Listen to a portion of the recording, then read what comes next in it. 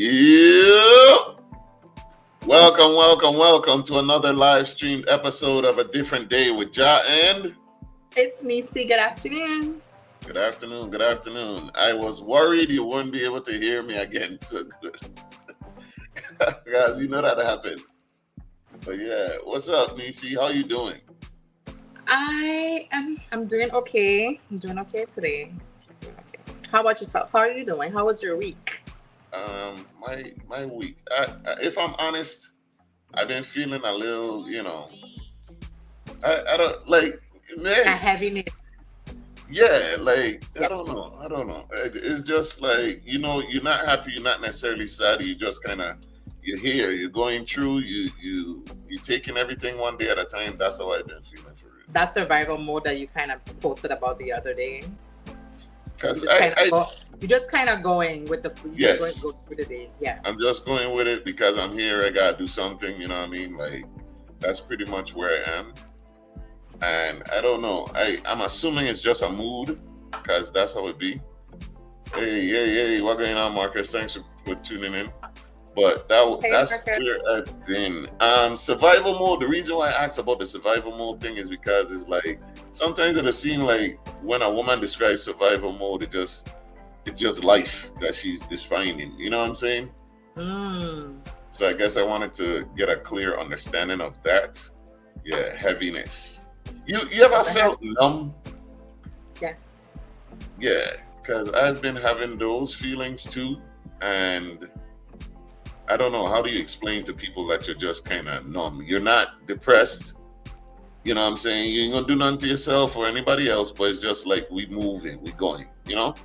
I mean, it's hard to explain to some degree because then you can't, if you say like I'm not good, then they're gonna pry like, oh, what happened? Like they're gonna it's hopefully a genuine concern for your well-being. Yeah. But it's not anything that you really need to explain, like.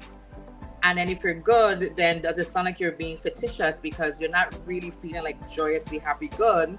So you just kind of baseline to I'm okay or I'm fine, which is what most of us typically tend to do. But I understand there's a heaviness for sure, and I definitely could relate. I understand 100%. Yeah, for sure. There's something there, I guess, when like there'll be a point where you're trying to get back to finding joy. That's a thing. So yeah, that's where I am. But I'll always be, going. So that's not something that's gonna change. So yeah, that's how I deal with my stuff, man. I just keep it moving. But thank you all for coming. This is another live stream episode of A Different Day. Like I said, we are live streaming on the #1 station in the U.S. Virgin Islands. We got to shout out our affiliate, 101.3 Big ROE FM. Shout out Lee Monroe and everybody there, Nika Neeks and the Bush Tea in the Morning Show, the rest of the fam, everybody who rock with us. Thank you for joining us. We got a lot to talk about. To Neci's surprise and pure joy, it's not a lot of bad stuff. There is some, because sometimes the news is not exactly a place for you to go to find joy. But yeah, we're not gonna bog you down today at all. All right, Marcus. Hey, go ahead and share the live. Let people know that we are here and we're live streaming, so they could go ahead and tap in with us also. So if this is your first time, we start off with good news because we want to give a good start to the show. And we want to maintain that energy. Yes, it might be up and down for some, but we want to start it off good and go from there. So, all right. So here's some good news for you. Congratulations, 2025, 2026 leader in law. This is one of our classmates, Miss Mona Rosie Kane.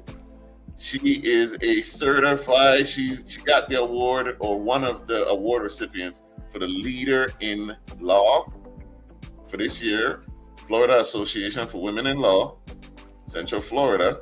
We are thrilled to announce this year's Leader in the Law recipients. These outstanding leaders have demonstrated exceptional dedication to the legal profession and have made meaningful contributions in their community. Join us in celebrating these remarkable individuals at our annual gala on June 17th in Orlando. All right, so they're going to be celebrating in Orlando. Listen, we're happy for all of the recipients. She was not the only recipient. However, she from St. Croix. We went to school together. We're going to big her up.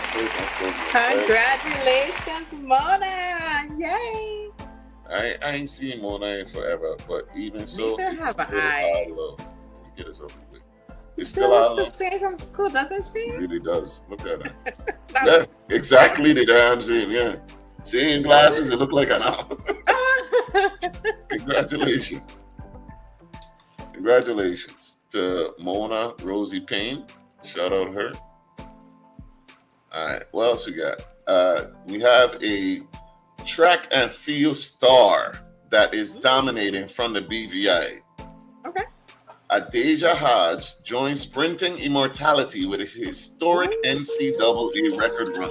She is now one of the top 5 female sprinters of all time in 100 meter with a 10.63 time. So shout out Adeja Hodge from the BVI, man. Ooh, that immortality is what stung me. Ooh. Going down in history, but look at the names though. She's definitely among some of the greats. And congratulations to her. I'm just kind of like basking in that. That is awesome. That man, congratulations. I love that. Look, my cheeks hurting. We just I'm loving this. My cheeks are hurting. That is huge though. I mean, look at the number one name. She's up there with Flo Jo. Florence and Shelly-Ann, like that is. And Shelly-Ann, yeah. That's dope. That's no small list. Yeah, so congratulations to Miss Adeja Hodge on her entering into the immortal thing. Hopefully she could stay up in the top 5, because top 5 ever, people. All right, keep that in mind. Also, we had the Miss Caribbean Universe pageant. Congratulations to Tatiana Mestaya on winning Miss Caribbean Universe. Another Crucian in the building. Awesome. So congratulations to her and the family. Listen, y'all might not think very highly of pageants, but after I found out how much time, effort, and money goes into those things, listen. Woo! Shout out to the family, because I now I understand after finding out why then families be wanting to fight after their child plays second. I get it now. You get it? It's like tens and thousands of dollars. It is. Man, look, that's surprising. Would you be surprised that I was in a pageant? Yes, actually. Which pageant you in? Which pageant you were in, Neci? Tell us. Tell us what happened. You were in a yes. You like yes, I would. Yes, I would. What pageant? You ain't gonna tell us? Oh my God, what's the correct name of it? Hold on. Talented Teen. Talented Teen. What age group was that? What was that? I don't want to misspeak at all, but I think it was like either 14 to 17 or something. I did it when I was in high school. I bet if I asked your parents, they would remember, because they remember how much it's My mom remember. I think it's VI Talented Teen is what it was called. I think that's what the name of it was. Okay. Hey, big up, Neci. We need some pictures next time you come out here. No. We need at least one picture of you in your gown or something. Eh?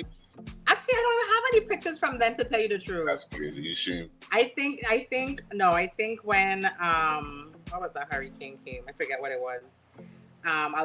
We lost a lot of pictures and things. I don't have any pictures. I think there is a picture I saw, but it's not a picture that I have. Okay. But yeah. Okay, that's crazy. All right, big up Neci too. Big up Neci, man. Hey, so Marcus want to know, what was your talent? Do you remember that? My talent was dance. I've always been in dance since a fairly young age, so I did dance. What I will say is that at the time I wanted to do a pageant, and I always felt I was going to do one and done. I don't know why I did that one particularly, but that's just the one I did. but I didn't understand the gravity of that particular pageant per se. Like where that's a gateway for a lot of the girls to get into these other bigger competitions. And I didn't afterwards I realized like, oh, this is like a really, really super big deal. I mean, I did it with the intention of competing. Not that of course you go to win, and that was my intention. But there were some amazing girls that competed. I think that year when I ran, there were like 7 or 8 of us that ran. So the competition level was on a high scale for who could win. And the young lady that did win that year, she absolutely had deserved to win. Her talent was freaking amazing. I was amazed watching her talent when she practiced it. I was like, she got talent the talent was like in the back. That's what's up. Absolutely. Hey, so if you didn't know, now you know. Neci was in a pageant before. And I won Miss Congeniality. I was the nicest girl. They all voted for me for Miss Congeniality. I gotta look up what I even mean. What I mean? Miss Congeniality. What is Miss Congeniality? What does that even mean? What are you trying to say? What does that mean? What is Miss Congeniality? I'm really like appalled with you right now. Let me look it up. I'm Googling it right now. You think this again? What are you trying to say? Miss Congeniality is a special title and award in beauty or reality competitions given to the contestant who is voted by her peers. Oh, as the friendliest, most supporting, and warmest person. Okay, now I know. There you go. Yeah, you see? I wasn't the only one. Now I know. All right, congratulations, Miss Congeniality. Look at you. That's why we can't make it through friggin' St. Croix streets without somebody stopping us 16 goddamn times.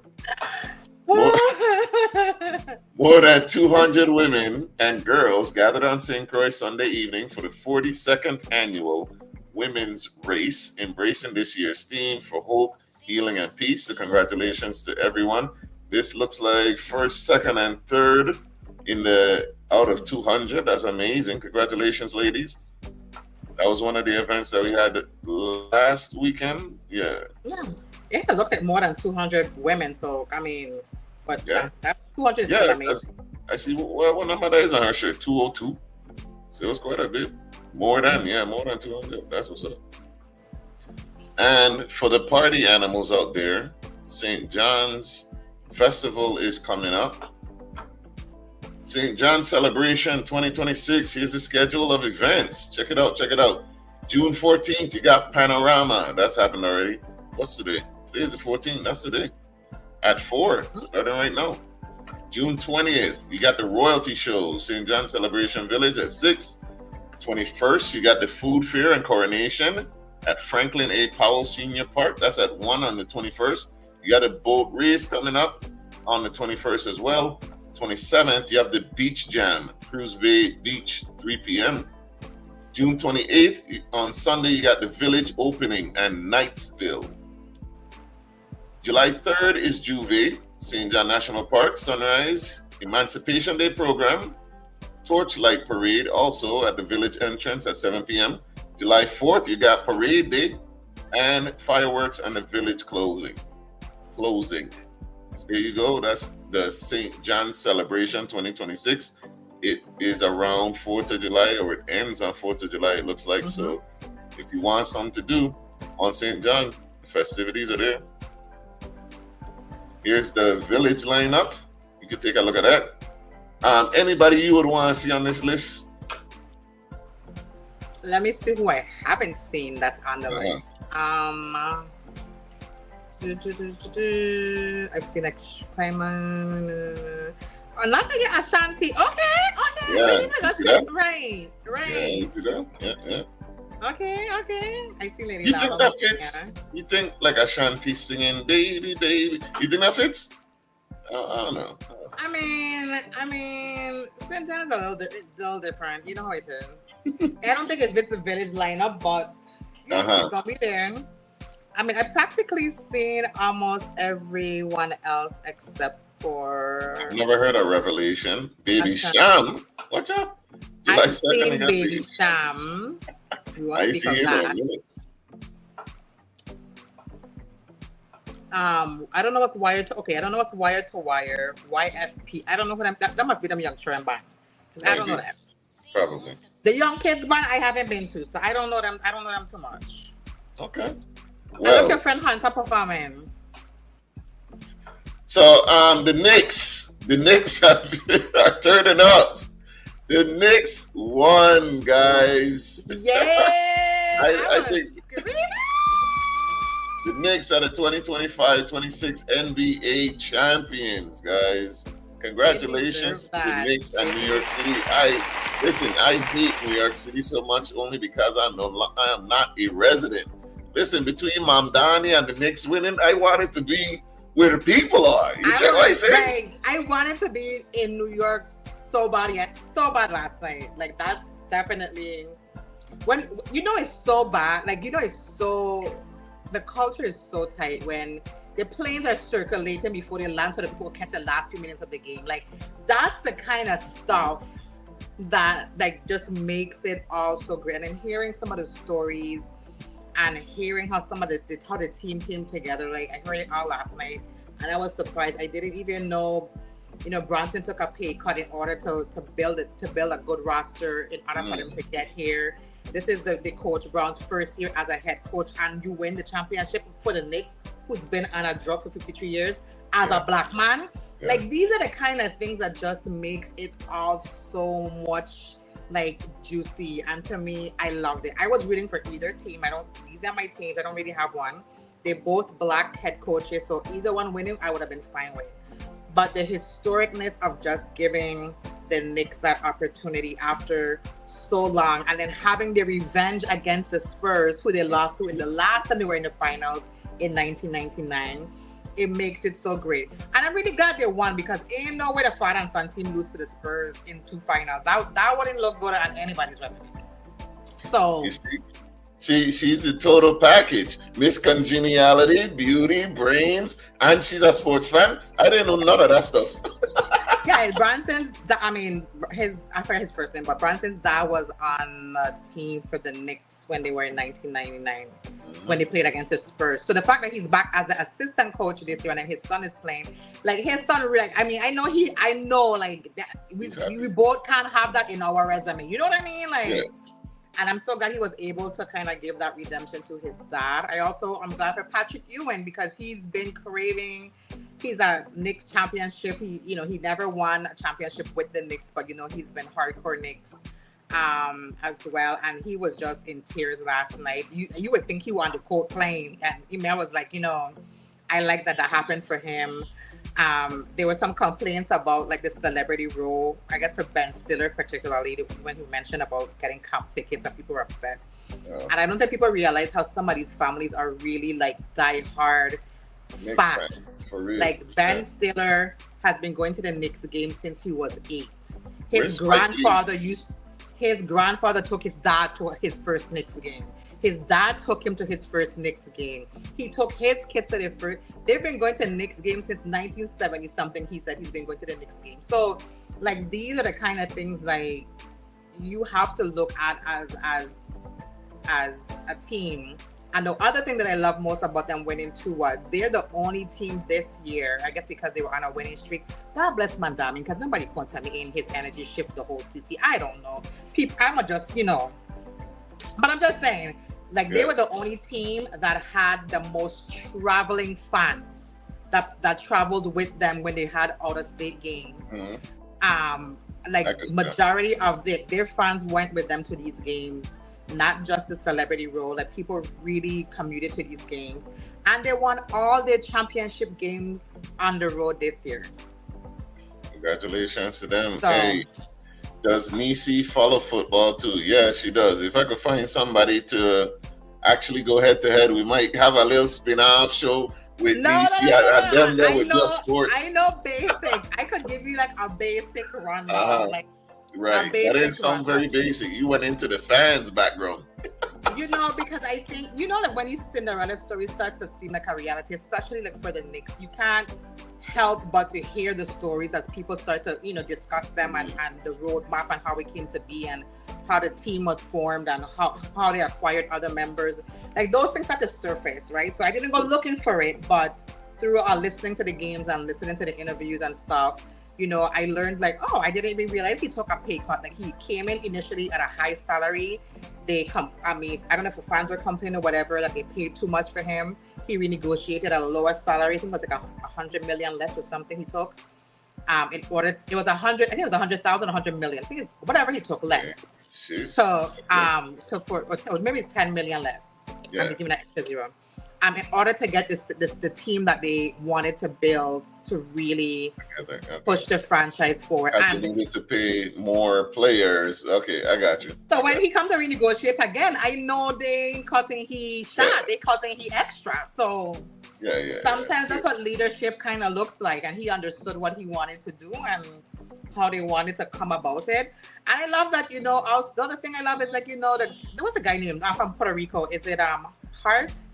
Man, he played his heart out really well in game 4. Like he was pushing, like his life had depended on it, and of course Obi doing that tip in at the end to kind of make them that win.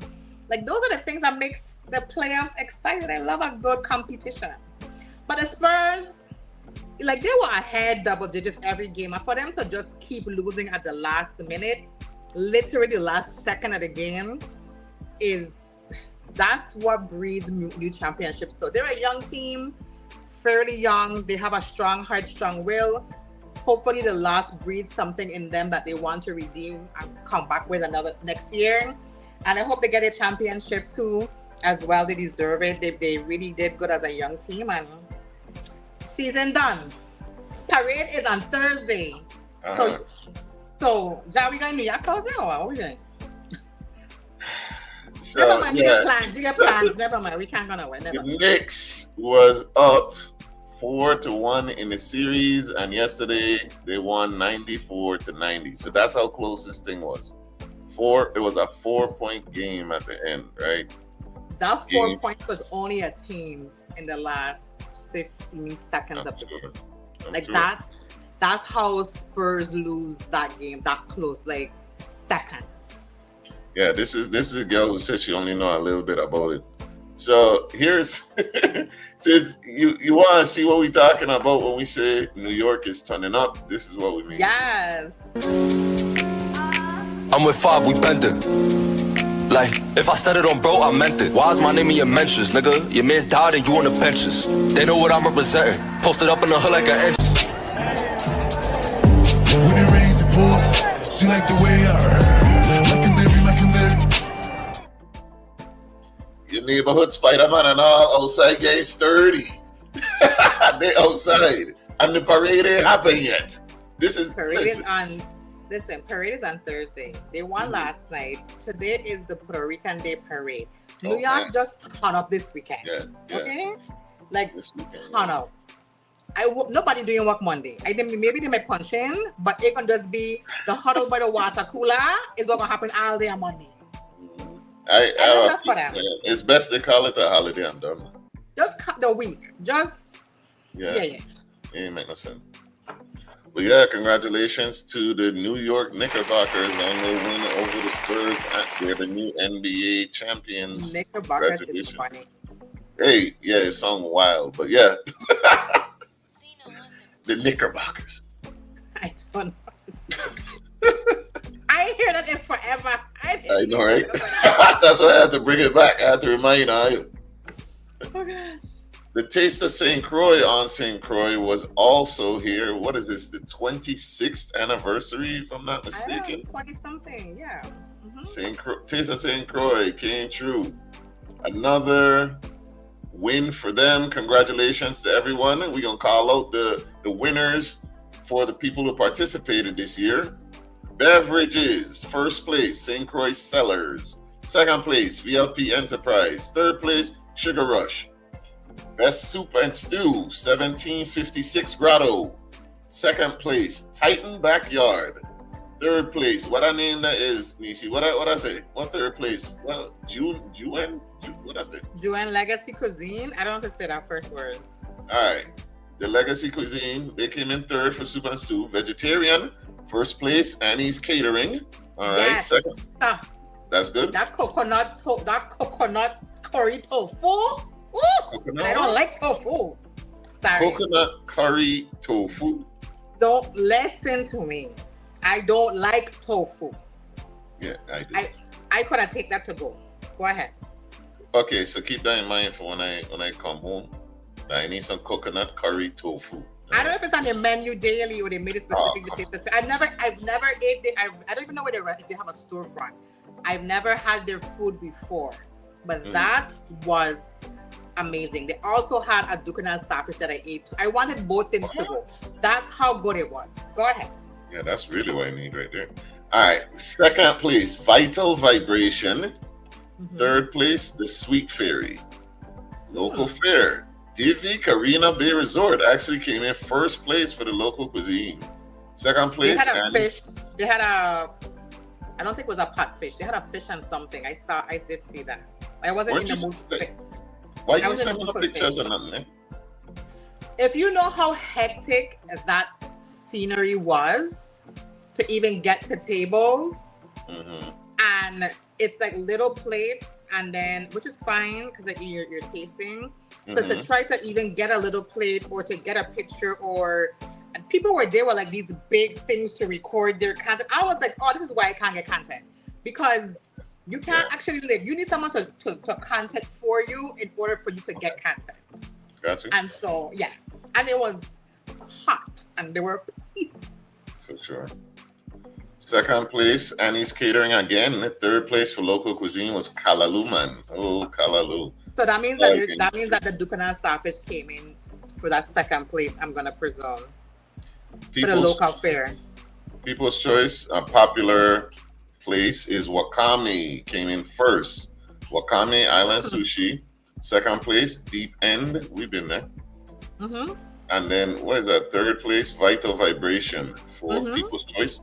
Best appetizer, first place, Wakame again. Second place, Titan's Backyard. Third place, The Brothers, Le Cuisinier, The Cook-Up. Entree, first place, Chef Ozzy. Second place, B&B Kitchen. Third place, The Deep End. Best dessert, first place, Blue Chocolate Workshop. Second place, Sugar Rush. Third place, Culture Delights. Oh wait, our girl don't be joining these things? Who? Come on now. Tanisha don't be joining these things?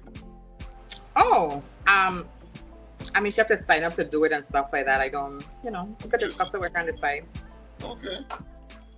Well, I know. But you are like Blue Chocolate. She is a certified chocolatier. Like, she makes her chocolates. I'm not a big dessert chocolate fan. I'm just saying that she is like the real deal. I might try something. I don't know. Maybe she got somewhere. She does have a storefront. She does have a storefront in town. Okay. All right. My God, tried Blue Chocolate Workshop.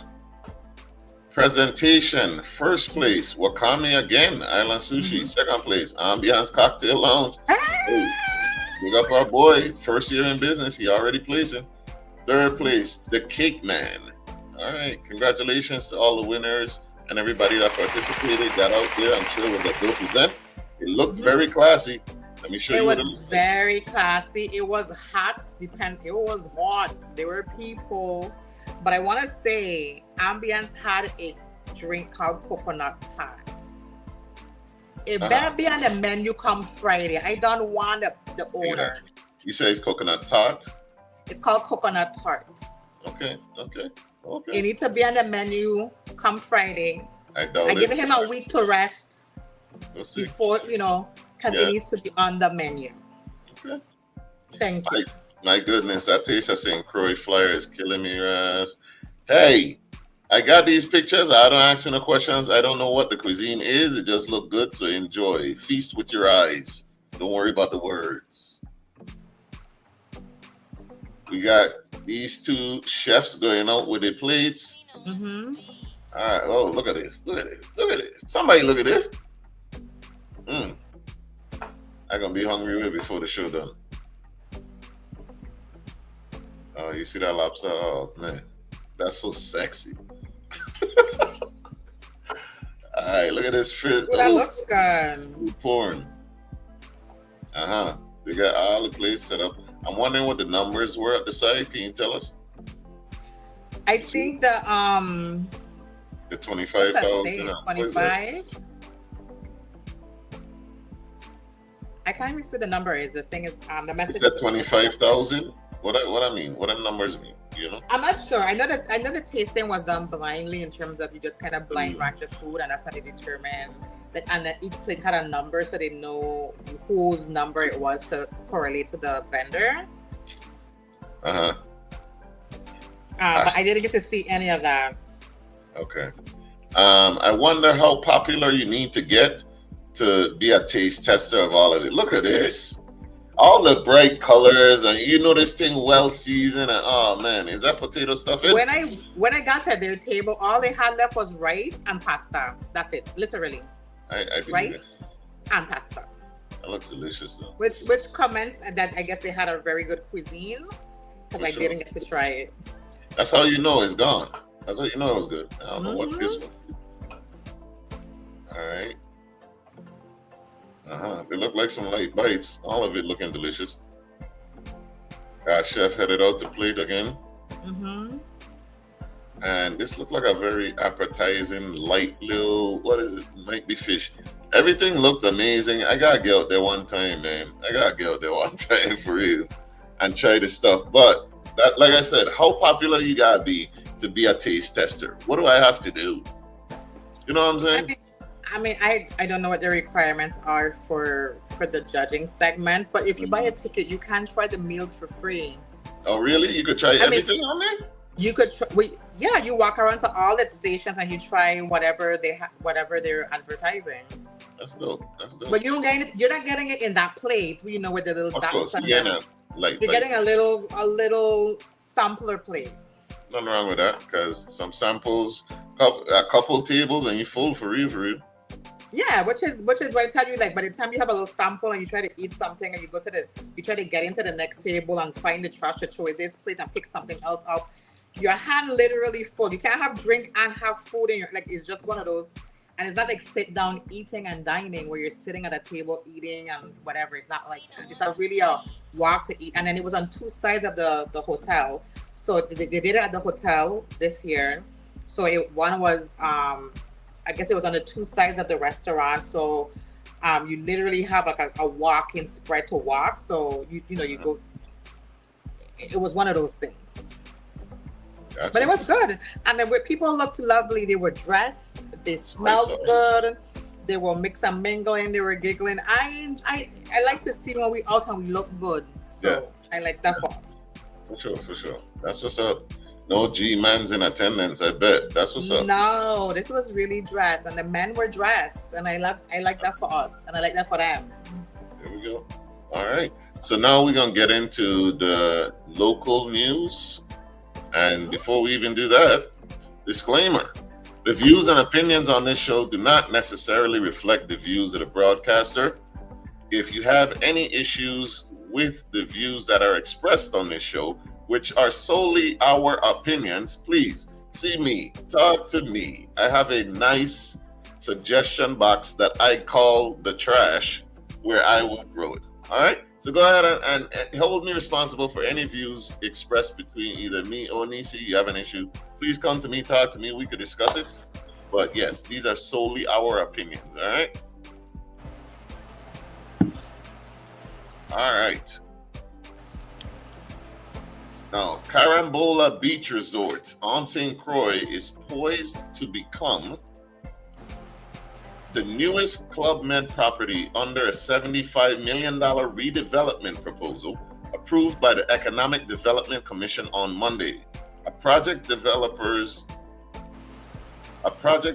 say would return the international hospitality brand to the United States and expand St. Croix's hotel inventory.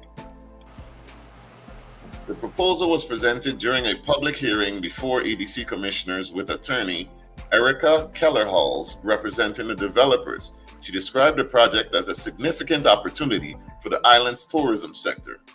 Under the structure presented to commissioners, VICI Properties, a publicly traded real estate investment trust valued at $46 billion, will own the physical property through a local subsidiary.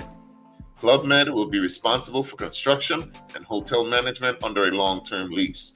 Developers currently anticipate a 12 to 15-month construction timeline after the property is transferred to its new owners. Representatives said a grand opening of Club Med St. Croix could occur as soon as the fourth quarter of 2027. All right. Carambola Beach Resort is turning into a Club Med, which this would be, like they said, their first return back to the States. I did go ahead. I was interested to find out why Club Med, because I remember those commercials. Why Club Med left? What happened? And apparently it was because they became less family friendly. They were very adult oriented, and I guess the resort stuff was shifting at that time. So they were on a whole hedonistic vibe, and at the time around the 90s or something, that was coming out of fashion. So they changed to more, they went overseas to where they're not so prudish, I guess. Okay, so they were kind of getting into the adult all-inclusive experience, and people weren't ready for the transition. Not in America anyway, yes. And then it was. Is that the experience you're bringing back? Is the adult all-inclusive experience? I mean, it didn't say that when you read it, but from what I understood from the article, because there was a lot more, I just want to give everybody it seems like they're coming more family friendly. And the thing about it was Club Med was very high end. And a lot of the families that wanted to stay, even if you were a family that wanted to stay, you couldn't afford it. So what do you think? What's going on? What do you think about it? Is this a good thing? Another hotel and then it's a fancy Club Med? What do you think? I mean, I never cared for the Club Med. Like you said, based on when we used to see the commercials and stuff like that, it was never something that intrigued me. I didn't even know they were still around. So the fact that it was, it's coming back to the States, and I guess it's coming here, I really don't have an input. I don't know what they're going to bring particularly to really give a good, opinion about it. Hopefully it's economical and financially beneficial to our community. Hopefully we as locals can get to experience it in its fullness and its entirety, and it works out. Yeah. So overall, right, I'm glad, because St. Croix needs some sort of new business or something. Overall, that's a good thing, I would say. And St. Croix does not currently have any franchise hotels, even though St. Thomas had several. So we'll see. I'm not a fan of the hotel industry per se coming there, because hotels tend to exploit the local workers. They don't pay them very well, and the cost of living is already high. And then if you look it up, majority of the money that is made by that franchise, that hotel, it doesn't stay on island. So, but we will see. Can people afford it? We're gonna find out. Look for it, fourth quarter 2027. That's what they're saying. Yeah, that's what they say. We're gonna find out. All right, what's next? We're gonna keep it in the transportation tourism section. Okay. Virgin Islands ferries between St. Thomas and St. John will be allowed to charge 66 cents more per ticket for the next 3 months to help alleviate costs from the spike in fuel prices. They're saying it's for the next 3 months, y'all. This ain't supposed to hold. We're going to see. The Public Services Commission voted Tuesday. My question or concern is, I could have swear this was the situation that Mr. Jed John Hope was working on when that whole debacle about the $80,000 charge to them was issued, and there was the back and forth. So does this mean that he decided to let it happen for 3 months, or what happened? Because it didn't really go into all of that, but I remember we had covered that. You remember what I'm talking about, Neci? Yeah. So I'm wondering, because he was trying to decide if this increase would have been, worthwhile, or it was warranted. And now here we are with it, and I have not heard anything about his findings. So Hey, but I guess they say it's not supposed to be permanent. We gonna see, because we know how it'll go with gas prices. Stuff to go up, but stuff goes up like a rocket, comes down like a feather, basically. Mm-hmm. All right. I prefer staying hotels over Airbnb. Yeah, because they lost the plot. Why would I want to clean up your place and then still pay a cleaning fee? They lost the plot. I got you on investigative journalism if it's adult. Here it is. Right. Because I could pay the fee for the hotel and still leave a tip for whoever cleaning the room in the room. Exactly. But when I leave the hotel, like, and I then gotta pack up your trash, tie the bag, pack the dishwasher. Like, I'm not saying to leave people place, like even in hotels, like in some sort of nasty mess, because that's just not me. But if I gotta take the sheets them off the bed and put them in the dry, now I'm an employee. I'm no longer on vacation. I am now an employee. Exactly. And I need to be compensated for my work. Yeah. The people even want it. Wasn't Carambola a spa? Yes. The people of St. Croix do want another hotel. They've been asking for it. Have they been asking specifically for a Club Med? No. It's a great location, honestly. Yeah. If you want to just feel like you're escaping without actually having to leave, because not everybody could afford to leave. It gives you a good getaway for the weekend or whatever it is.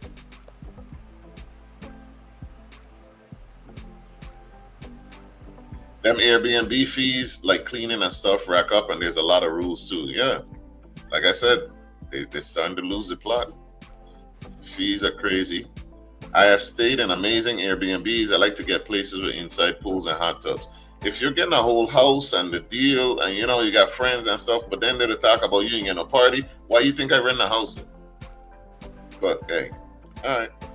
Hola, what going on, Jerica? You not as terribly late as you are, so thank you. Welcome. Hey, Jerica, some grace. Okay, she have things to do her Sunday too. She could use it how she wants. Hey, Jerica. Agreed, but never had one with a hot tub.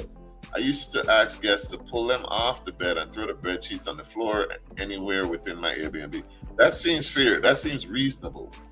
Why you gotta take the sheets off the bed though? I mean, that's too easy. They're gonna probably come off if you're doing it right anyway. You know what I'm saying? No, that's different. Anyway. Yeah. Oh, we just had a moment. Oh, look at us. Ooh. She said she never had an Airbnb without a pool or a hot tub. Look, you see? Because what's the point, right? She's another apartment or another house. She's gonna ear up money. All right. What do you think about the ferry price increase, the temporary rate increase? 66 cents. That ain't too bad. I mean, we know those things that turn permanent after a while. If you don't pay attention to it, they just ingrain that price in it. But hopefully the increase is for the cause it's intended for. Hopefully that's what's gonna happen. Hopefully it's not too detrimental to people's pocket who has to use the ferry on a continual basis. Like us, if we go to St. Thomas and we want to go to St. John, we use the ferry. But there are people who actually have to use that ferry twice a day, every day to go to and from work, whatever happens. So they're more impacted. So I would hopefully they give some more insight than but it doesn't seem strenuous to me, but it might be to others. So hopefully it works out for a better purpose. Darren says if you're going to do a 66 cent increase, you might as well round it up to $1. I mean, I guess. But not also necessarily, but 66 cents. Aren't we getting rid of pennies? Why they still doing off numbers like that? Anyway. I mean, they probably use that number, whatever number that they need, and factor it into the amount of ferry riders they have every day. In terms of the time frame they need, and they divide it into whatever, and they get to 66 cents per increase, and that's usually how they get to those kind of maths. So yeah, but what they are getting rid of the penny, but yeah. What has been the gas prices currently in the VI today? How much is a gallon of gas now? If $5, you serious? $4.99. $5.5. On top of that, the penny is supposed to be going out of circulation. Mm-hmm. So $5. There's your answer. Bingo. Mm-hmm. Gallon of gas, $4.99 in the Virgin Islands right now. So there you have it. All right. Staying in that same realm, the taxi cab commission. The taxi cab commission. You want to say the mafia? You want to say the mafia? That's how it'll move. A bill seeking to appropriate. Hey, I lock in with this one. Lock in with this one, okay? Listen to what I'm saying, and I need y'all input and engagement on this one. A bill seeking to appropriate $400,000 from the Tourism Advertising Revolving Fund to modernize the Taxi Cab Commission was held in the Committee on Budget, Appropriations, and Finance on Monday after administration officials said a separate vendor solution is already being pursued with a smaller amount of funding identified. All right. Bill 36-0045, sponsored by Senator Angel Bolquist, there's that name again, had been heard once before. On Monday, Mr. Bolquist again argued that the Commission's systems remain outdated and the taxi operators continue to be affected by slow, largely paper-based services. For more than 3 years, I've been advocating for the modernization of the Taxi Cab Commission because I believe our operators deserve better, he said. Senator Bolquist said that while the world has moved forward into a digital age, which is true, the Commission continues to lag behind. He drew attention to taxi operators who must rely on Commission's slow service. Modernizing the Taxi Cab Commission is not simply a transportation issue, it is a tourism issue. It is an economic development issue. It is a customer service issue. And most importantly, it is a fairness issue, Senator Bolquist stated. The push for support, however, came amid continuing uncertainty over the proposed funding source. Finance Commissioner Kevin McCurdy has stated on multiple occasions that the Tourism Advertising Revolving Fund needs to be audited. In testimony on Monday, Commissioner McCurdy said that while modernizing taxi technology is a reasonable and forward-looking policy goal, we do not recommend approving the transfer of $400,000 from the tourism fund for this purpose. Close to $500,000 now to upgrade point of sales. Okay. He explained that the fund, commonly referred to as the TARF, is dedicated to support tourism-related contractual obligations, seasonal cash flow needs, and ongoing program commitments. Mr. McCurdy said modernization must be pursued in a fiscally responsible and transparent manner that does not jeopardize the tourism sector. Senator Marvin Blyden later argued that the operations of the Taxi Cab Commission do qualify as tourism operations, noting that taxi drivers are among the first and last people visitors interact with. The appeal for Bill 36-0045 also came from Melissa Smith, the Commission's executive director. This bill presents a transformative opportunity to bring the Commission into alignment with modern administrative and regulatory practices, she said. Ms. Smith described a system in which taxi operators could access services online. A centralized case management system would allow complaints to be filed digitally. She added, she characterized the proposed $400,000 allocation as a strategic investment. According to Ms. Smith, while the Commission has taken proactive steps to modernize and improve internal procedures, those initial efforts must be supported by modern technological infrastructure to ensure long-term effectiveness and sustainability. Rupert Ross, director of the Bureau of Information Technology, did not take a position on the funding source, but agreed that the Commission needs to catch up with the digital age.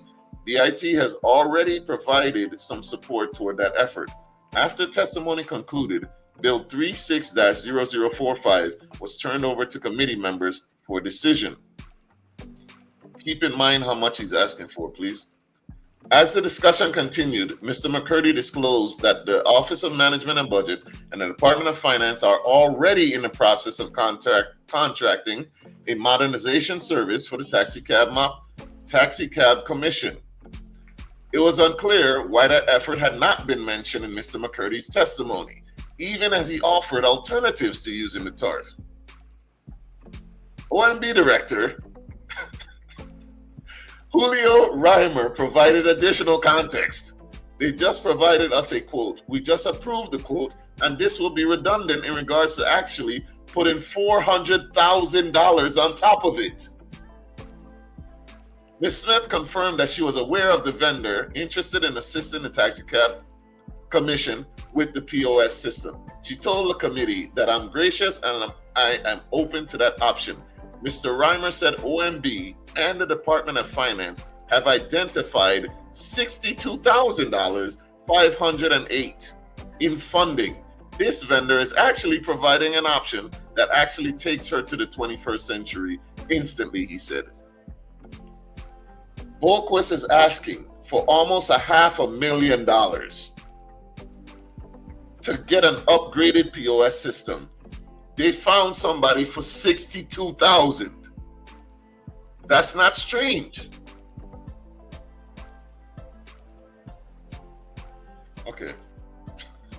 Okay, let me read these comments real quick. You running that AC or not? What are we talking about? The price of gas. Of course, who's sweating? Not me, I feel you, bro. I just want a man as serious about me as the taxicab commission is about their pesh. Yo, fairness, real fairness would be allowing rideshare. Agreed. They don't want competition, but they want to take almost $500,000 away from the tourism fund. Woo. There is one gas station in Sunny Isles at 434 or something like that. That's a huge dip. If she was aware, why they still come begging for this $400K? And why wasn't it presented? Look at that huge gap. You asking for $400,000 and they found something for less than 70? That's not strange. Neci, what do you think?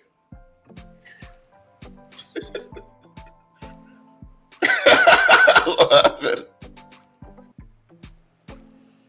I mean, it continues to show how we as one government continue to not interact with the parties that way before making these lavish decisions and suggestions. And while I think we're all as a territory 100% on board with the overhauling of the taxi association into bringing them to the 21st century. Actually, we ain't even in the 21st no more because that happened years ago. But to bringing them at least, push them forward, there needs to be more transparency and conversation about that.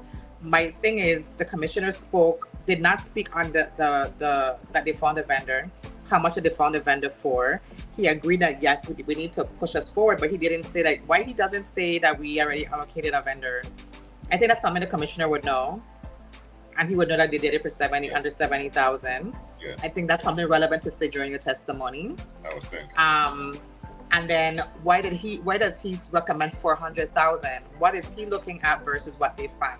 There's definitely many different POS systems that are at play in the world that you can use and tap into. I am not even saying the $70,000 one is a great one or it isn't versus the 400,000 one. But what are we really getting for our buck? How does that really help these taxi cab members? Is training coming with these things so they know how to use these equipment on the street so people could use their credit cards when they get these services? My honest opinion about it is we need to create our own rideshare program for the Virgin Islands. We don't need an Uber, we don't need a Lyft, we don't need to tap into those markets. We need a market that we could control and we could create our own revenue for that stays within our territory. And I think that's what we should do with the overhauling of the taxi commission, where we do have these ride services that are government-based and so forth. I've been to countries internationally where the government runs the local taxis. Dubai specifically has one of those programs where a lot of the regular taxis are run by the government. Those things having cameras. I mean, they're in a different state of technological advancement, so I'm not even, comparing, but I'm just saying, like, if I had lose my purse in one of them taxis, there is a 98% chance I'm getting it back with everything in it. If I forgot it in a taxi, if I got a bag in it, they could find where I was. And so that's the kind of enhancements we should be looking at pushing, where we have control of the system and the revenue benefits us, which also benefits our residents for safety, and we could be able to provide more safety measures for people using these services and things like that. So that's my 2 cents. I ain't really want to get into too much, but it really, the math ain't mathing. Yeah, at all. Somebody using old math, somebody using common core math, and 2 different math classes at play here. That's all I'm gonna say. To be clear, the difference is $337,492. That's the gap between the amount that they got contracted and the amount that Bulquist is saying they need. $337,492. That's how far apart those estimates are. That's not strange? Naima says, very strange. Can they give a breakdown for how they would plan to spend the money? I'd love to see how both parties plan to use the funds, and why is there such a large difference to complete the same mission? Question that needs answering. We have at least 3, VI Hail, VI Uber, and I saw another whose name I forgot. Yeah, there are ride shares. And then the taxi cab commission is like trying to get rid of them or stop them from thriving, which is messed up. Because from what I see now, the taxi cab commission, they barely be wanting to pick up locals. They have a very, it's not that, I don't want to say they don't pick up locals. They have an aging population issue with the Taxi Cab Association. Mm-hmm. Those medallions are very expensive, and most people had those forever, so the values of them are very high to even go in and buy one. No one has that kind of money. It's almost like the New York Taxi Medallions Association, where they had those taxi cabs had those high prices for those medallions in order to run taxi. You got to do it for the rest of your life to pay off them kind of bills. We know we have an aging population when it comes to the taxi services. I think that time has passed. I'm not discrediting our seniors who are still doing the services. People are always going to need transportation and private transport. We need to expand the services, and we need to have more control of the service, like under the Taxi Association, so that the funds are generated and are being accurately recorded, because a cash-based system does not record factual cash-based earnings. I promise you. And so we need to be able to truly account for the services that are being provided. We need to be able to hold someone accountable for people's experience under these services. And we need to be creating revenue for ourselves as a territory with the service. We need to push it, not even push the needle, put in a new needle take out the old one, because it ain't clicking fast enough. Darren says the crazier part is the rideshare and regular taxi customers is not the same. Exactly. The rideshares are local individuals who are trying to provide a much, and I'm not knocking them, they're providing a much needed service outside of the Taxi Association, because these people don't even come into your house to pick you up. Yeah. What you said the other day, I read from the airport to Enfield Green was like $20 or something. $20. Like Enfield Green is 5 minutes away. That's $20. That's crazy. Literally on the same street. It's literally people don't have the means when they're thinking of taxis and getting at these airports and coming in. They're not looking at the taxi fare beforehand, because they have an idea what a taxi fare would cost them to be blindsided with this and in a cash base only. Who walking around? If I travel my family of me and my 3 kids, and if I had a husband and a grandchild or a dog or whatever, and then I come here, you telling me that I have to pay $175 to bring Harvey to a hotel cash? Like, that's crazy. And another thing that we don't have enough of, we don't have that many big hotels, but these hotels should have shuttle for their guests. Pay them, charge them the fee. They will pay it. They will pay it. Yeah. They will. If I could just book my hotel with you, and in the same time book a hotel pick up and drop off with you at the same time, and I ain't gotta worry about getting to when you to from, I will pay the fee with you. That people will do those things. Or if I book the round trip to and from, I only have to pay one route, one route is free, and one if I do the round trip. People will pay for those things. Because to come here and be shocked by that price, and then they have an attitude with you like, if you walk out from them and don't want to pay them, and they want you to see who you're going to talk to, and people don't just have that kind of, like, you know, people have cash, but that's not what they're intending to spend it on. But in 2026, people ain't really carrying cash like that for real. Not real. And that, not to throw shade at David, but I was disappointed when we went out there that time, and like, for an all-inclusive, or what's supposed to be an all-inclusive resort, they didn't have all-inclusive activities, and there was no shuttle, and Divi is way out there in East End. It didn't make no sense. I'll tell you this much, they still don't have it together, in my opinion. And I would like for them to have it together, because they're on our island, they're in the Virgin Islands. It benefits us if they're revenue generating. That means that they're hiring, our locals are being employed, and they have, you know, so on and so forth. I'll give you a good example. To me, this is my thought about it, because now they're running the casino and the hotel separately, whatever the case may be. Tissa St. Croix was Thursday. Tissa St. Croix technically ended at 9 p.m. Okay? The casino's kitchen closed at 11. Why? You had an after party at the hotel with a DJ and the inside upstairs until midnight.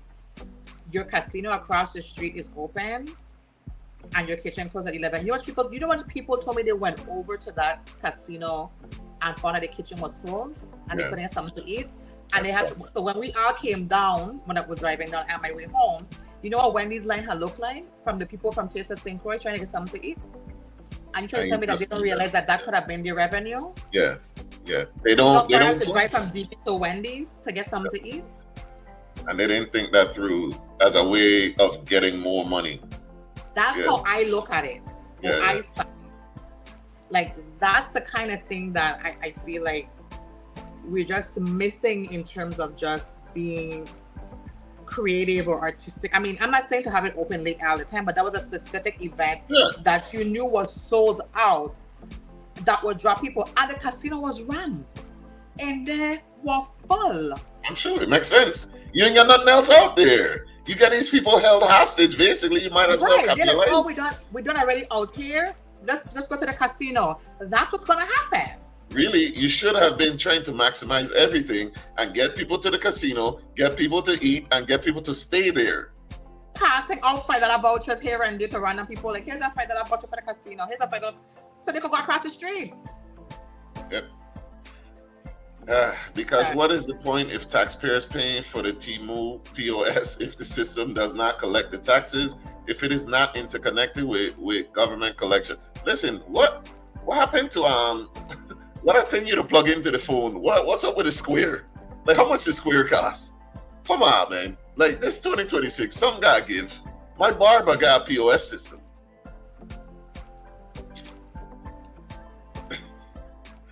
I don't carry cash at all. Me neither. I do not like to carry cash. I don't like to keep coins.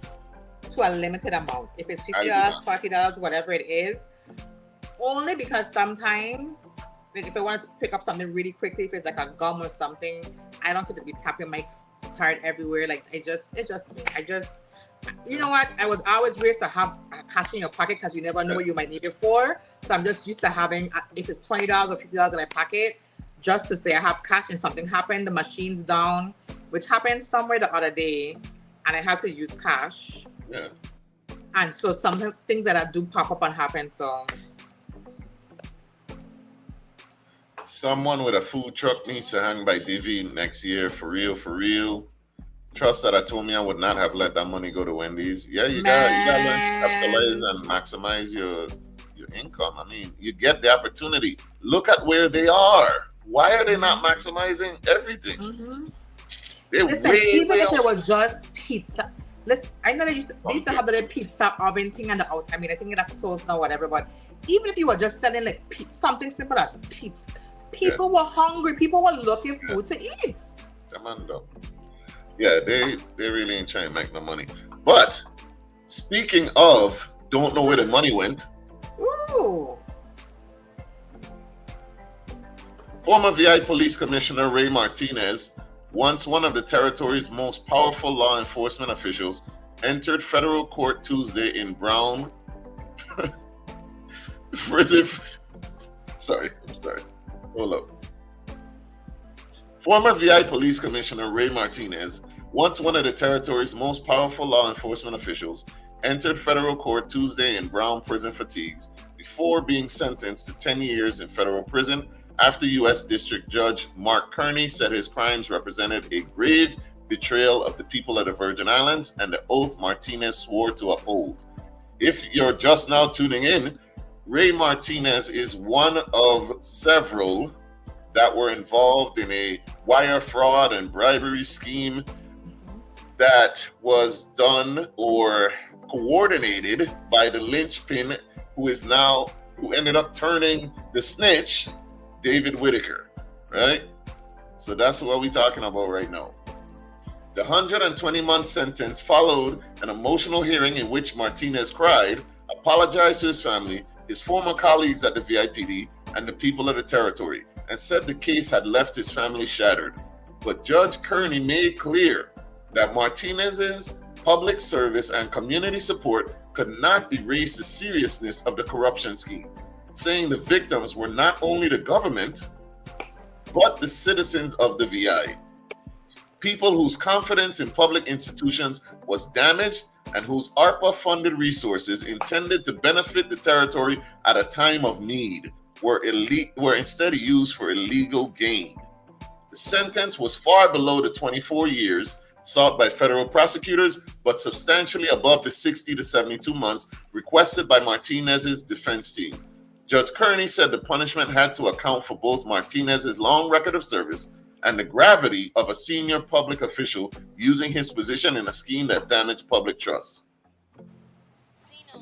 Martinez was convicted in December alongside former Office of Management and Budget Director Jennifer O'Neill in the Mont Ethos corruption case, which centered on government contractor David Whitaker on Ethos Pro support, payments tied to government work, and allegations that senior officials used public power to steer benefits and money.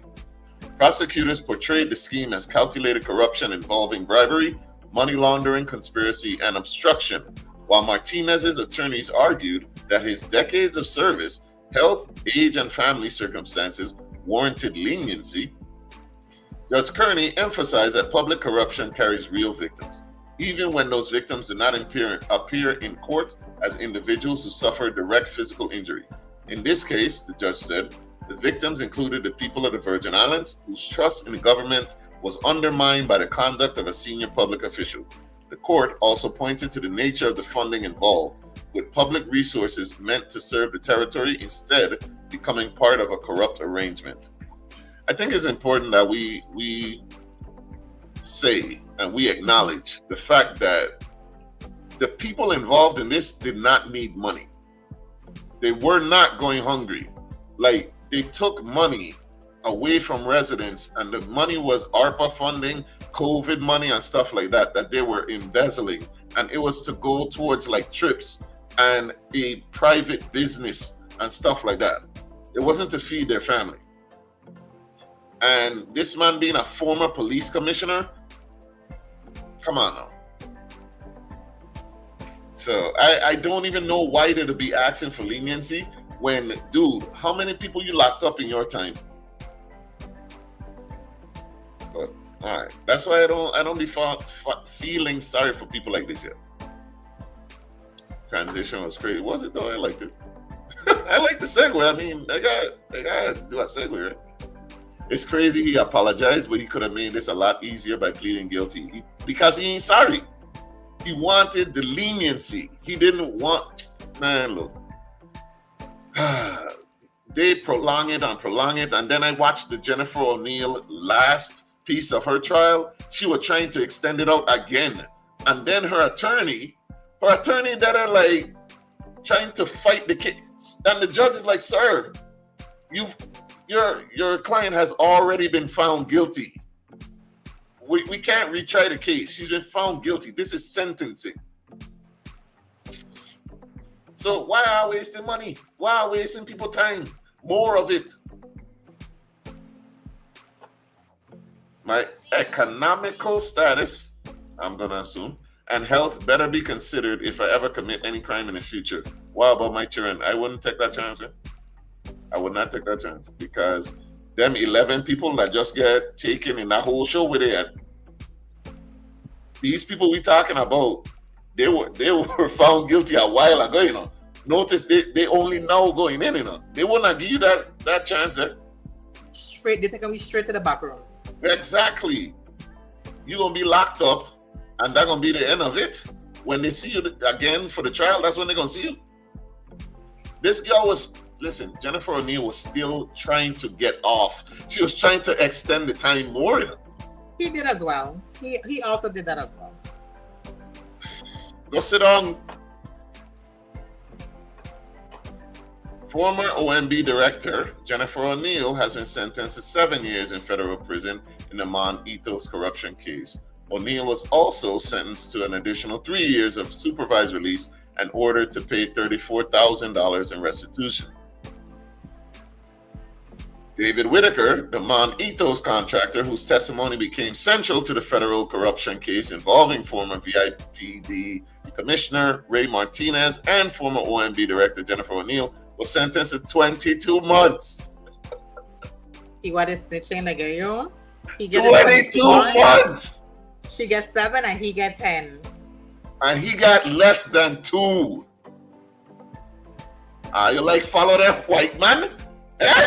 I like to believe that white and David Whitaker. If you Google him, the man, you could Google him and what comes up is fraud. Before this, you know, jail, snitching, and fraud. That's what's going to come up in his history. And look at what happened.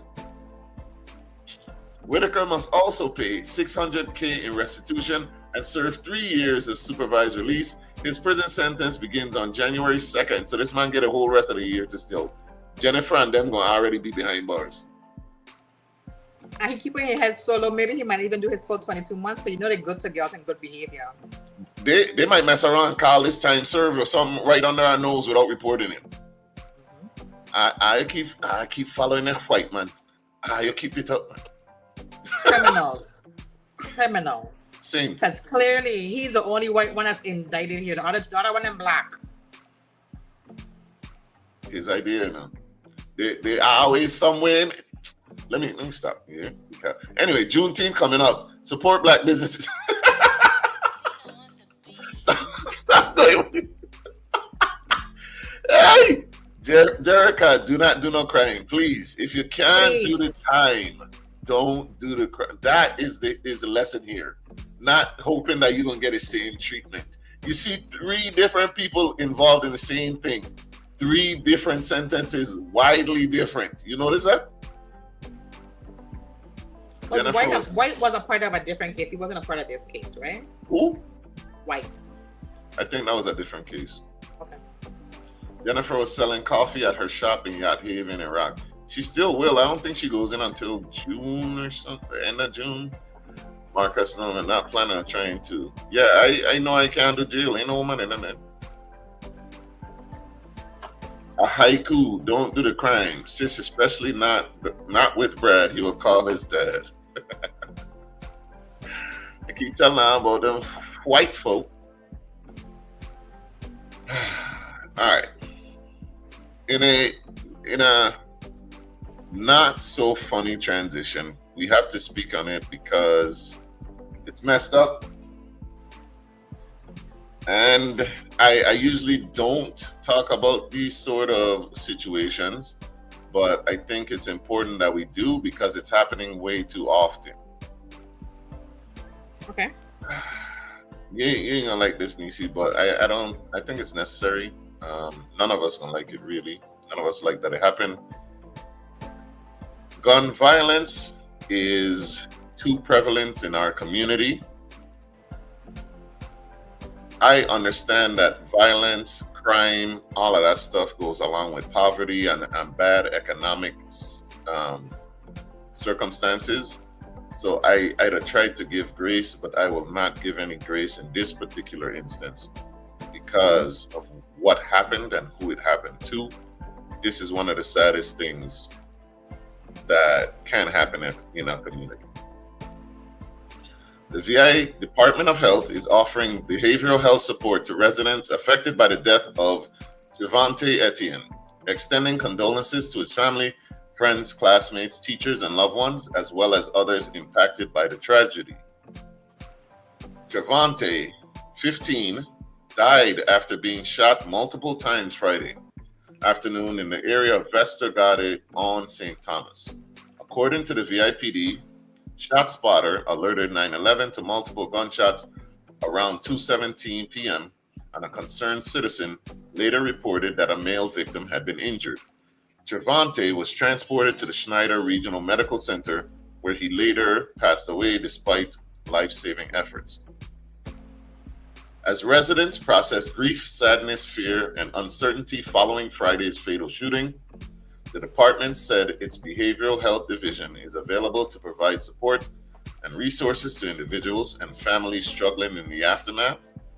The Behavioral Health Division is available from 8 a.m. to 5 p.m., Monday through Friday, to provide counseling referrals, emotional support, and information about available mental health services for individuals, families, and community members affected by the loss. For assistance, residents may contact St. Thomas Behavioral Health Clinic, 340-774-6380. And the Charlotte Amalie High School family mourns with the family and loved ones of Javante Etienne.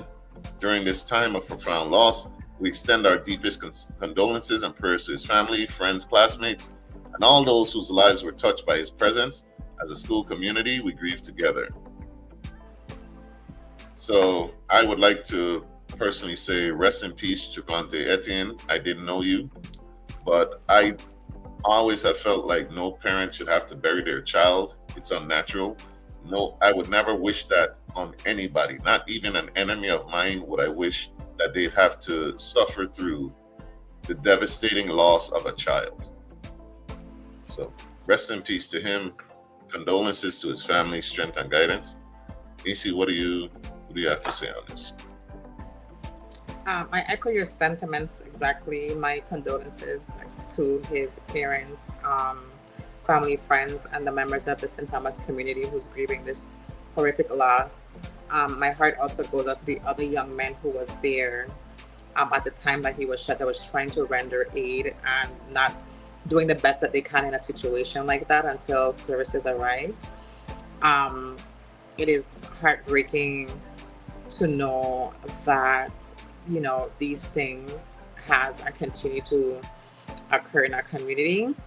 It was during broad daylight. I think it was during a basketball game, if I'm not mistaken. They were playing basketball of some sort.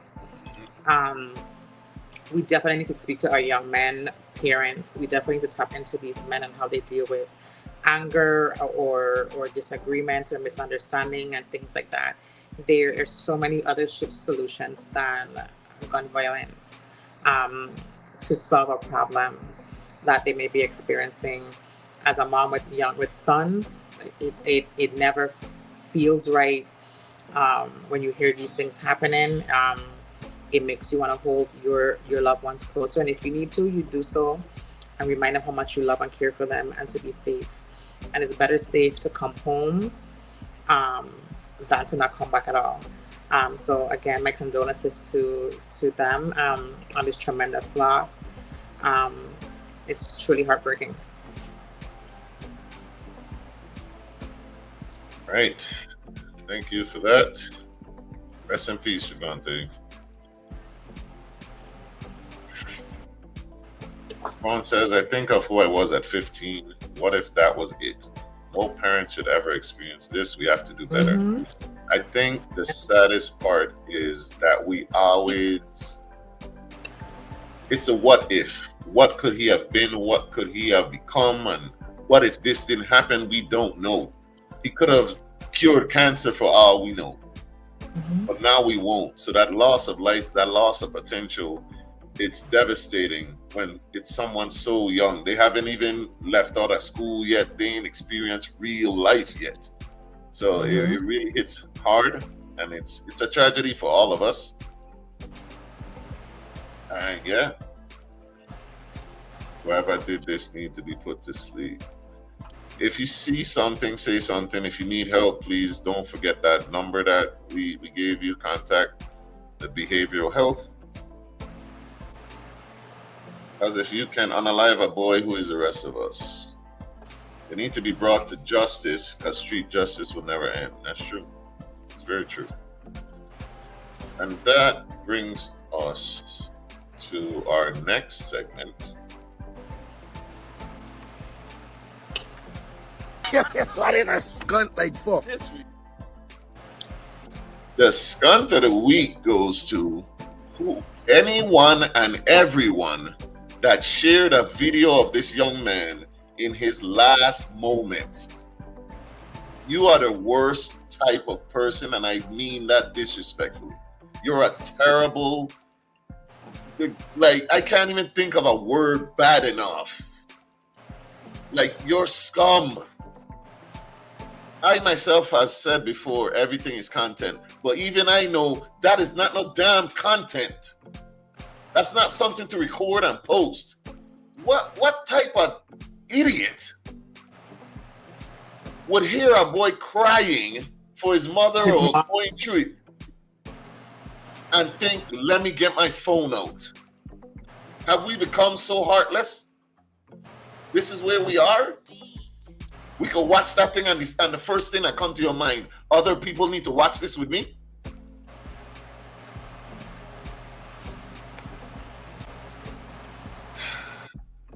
So now, not only there's a family going through one of the worst days of their lives, you think other people need to see it, and that family needs to see it too?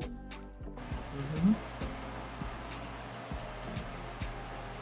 Yeah, we definitely need to bring back shame. Recording someone at their most vulnerable moment needs to be shamed. More than shamed. I wish there was I wish you could get charged with something. For the shame. Mm-hmm. Yeah, like I wish they could like put you in jail for a day or something, like something, man. That, like, what are you even doing? What's the purpose of doing that? Who is it that needs to see this boy in his last moments? Who needs to see that there? Crying out for his mother. Why do we need to see that? Okay, the George Floyd thing happened, right? People needed to see that what this police was doing to him. This ain't that. There's a difference between being a witness and being a scumbag.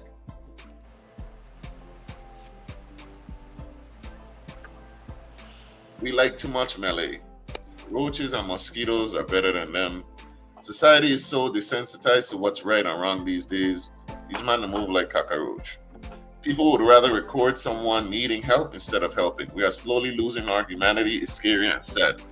To that, Naima, right? It might sound funny, but social media has been bad. But this TikTok, like, generation, TikTok really is like a terrible thing for us. Like, because just like you were saying, like I seen a video where this girl is watching and recording a woman trying to push her car that broke down. She's recording her struggling to push her car off the road, you know, and recording and commenting to post that later. Not once did the girl say, let me get out my car and help her. Listen, we in our society is degrading. It almost feels like it's devolving. So glad I'm not friends with anyone who does that. I would have called them and cussed them stink. It's like the person who recorded a young woman having to change her own tire. Exactly. I see now on there too, and I'm like, wait, so you got a problem with the man being there watching, but it's okay for you to watch both of them and record it? You don't see nothing wrong with that? I agree wholeheartedly. Listen, I'm down. Listen, we monetize, and I'm cool with being demonetized. If we could go back to what social media used to be before people were getting paid for it, I'll do it. because social media could have been a jump off point to other things like, hey, come shop with me or stuff like that. I think it was better then. Now that people getting paid by these social media thing and all of that, they're doing any damn thing to go viral. Literally anything. It's disgusting. Now, Neci, I seen that you had made a post about it. Like you actually had people posting the video that you know personally? Yes. Wow. How did you respond to that? Did you say anything to them or anything? Because I didn't have anybody posting it. I mean, I didn't see it, but I saw your post. You know, I cite more than once. And what I will say is, I don't agree under any circumstances that the video should have been shared. I didn't ask if it was shared with me because of what we do and for us to discuss it. It didn't come with a caption of such either. And also some people are genuinely like, oh my God, like, look what happened. How could they do this to that young man? And think that it's just a genuine thing of sharing information versus not realizing the desensitization of the entire aspect of even sharing in the first place. So some people, I don't think it comes with its ill intent, but for others, for most we know, it's just about sharing it. And really and truly, my hatred for the whole thing starts with the person that recorded it in the first place. Yeah. That person who could have stand there and recorded that video of that young man, and I did not watch it, but I heard that he was calling out for his mother, and could record something like that instead of sitting there holding his hand or telling him how much his mother loves him, or hold on, she's going to be here soon, or don't worry, you're going to see her later. Like, there is not even a genuine sense of comfort in his moments of despair. And I will say that I every time these things happen, I just pray to whatever is in the universe that it's never me or anybody that I love and I know, especially my kids, that something happens to them in the public and the person around them first instinct is to record it for content later instead of helping them. And sometimes we know a split second is all it takes to save a person's life. And the time it takes you to unlock your phone, press record and hold it up in a good angle to record it is more than a split second that could have saved a person's life. And so I just say, like, just like how you willing to record for that person, somebody will record for you, because karma is a real thing. And don't come out here crying when it's your turn, because you're the one that did it. And when your turn comes for you or your family, because you don't know who you're gonna be, don't come crying about them posting about it either, because you did exactly the same to somebody else. And I don't think it's ever going to stop. I think it's the new way of sharing information. I don't think it's a matter of being desensitized to if it is or isn't. I think it's just the consequence of sharing information. It comes with its ugly side, and this is the ugly side of that. That's fair. Jerica says, "Come to the week. Second place, the honorable mention goes to the person who made that AI flyer about not wearing chains." Did you hear? What? Yeah, so there was an AI flyer. Nobody knows who made it. It just started getting shared randomly, and it's like, is saying one thing I would like to see is that VI people stop wearing chains, because unfortunately, I don't know if it's true, but what they're saying is that Trevante was taken out because he was actually holding chains for his friends playing basketball. Somebody came, told him, give us the chains, and he wouldn't give it up, and that's why he was unalived. Oh wow. And then somebody made a flyer saying we need to stop wearing chains. That's not how it works. You know what? You about to make me use some words that I don't typically use on this podcast in an inappropriate way. And I think that in his honor, we're going to move on and allow his family, who is devastated. Because I couldn't even imagine that you explaining to me that my child is gone. Yeah. I could not. I agree. And there's unfortunately too many mothers in our community who's had to endure that conversation. Agreed. We gotta do something ultimately. The devil gonna devil every day of the week. Yes. So that has been What our is a skunt like for? skunt of the week. Ooh. All right. And speaking of skunts, that's another nice Ooh. segue. Speaking of You need skunts, some, the segues today is insane. hey, speaking of skunts, of, we got a biggest one in the United States right now. Trump has been having a terrible week, and by default, so has America. What are you saying? No, because America having bad weeks too. First, we are still at war with Iran. He's been back and forth and threatening, and then saying we negotiating, and then threatening and stuff like this. And then he got his UFC crap going on the White House lawn. So this is the White House lawn before Donald Trump. This is him after, because he's constructing the UFC ring right on the White House lawn.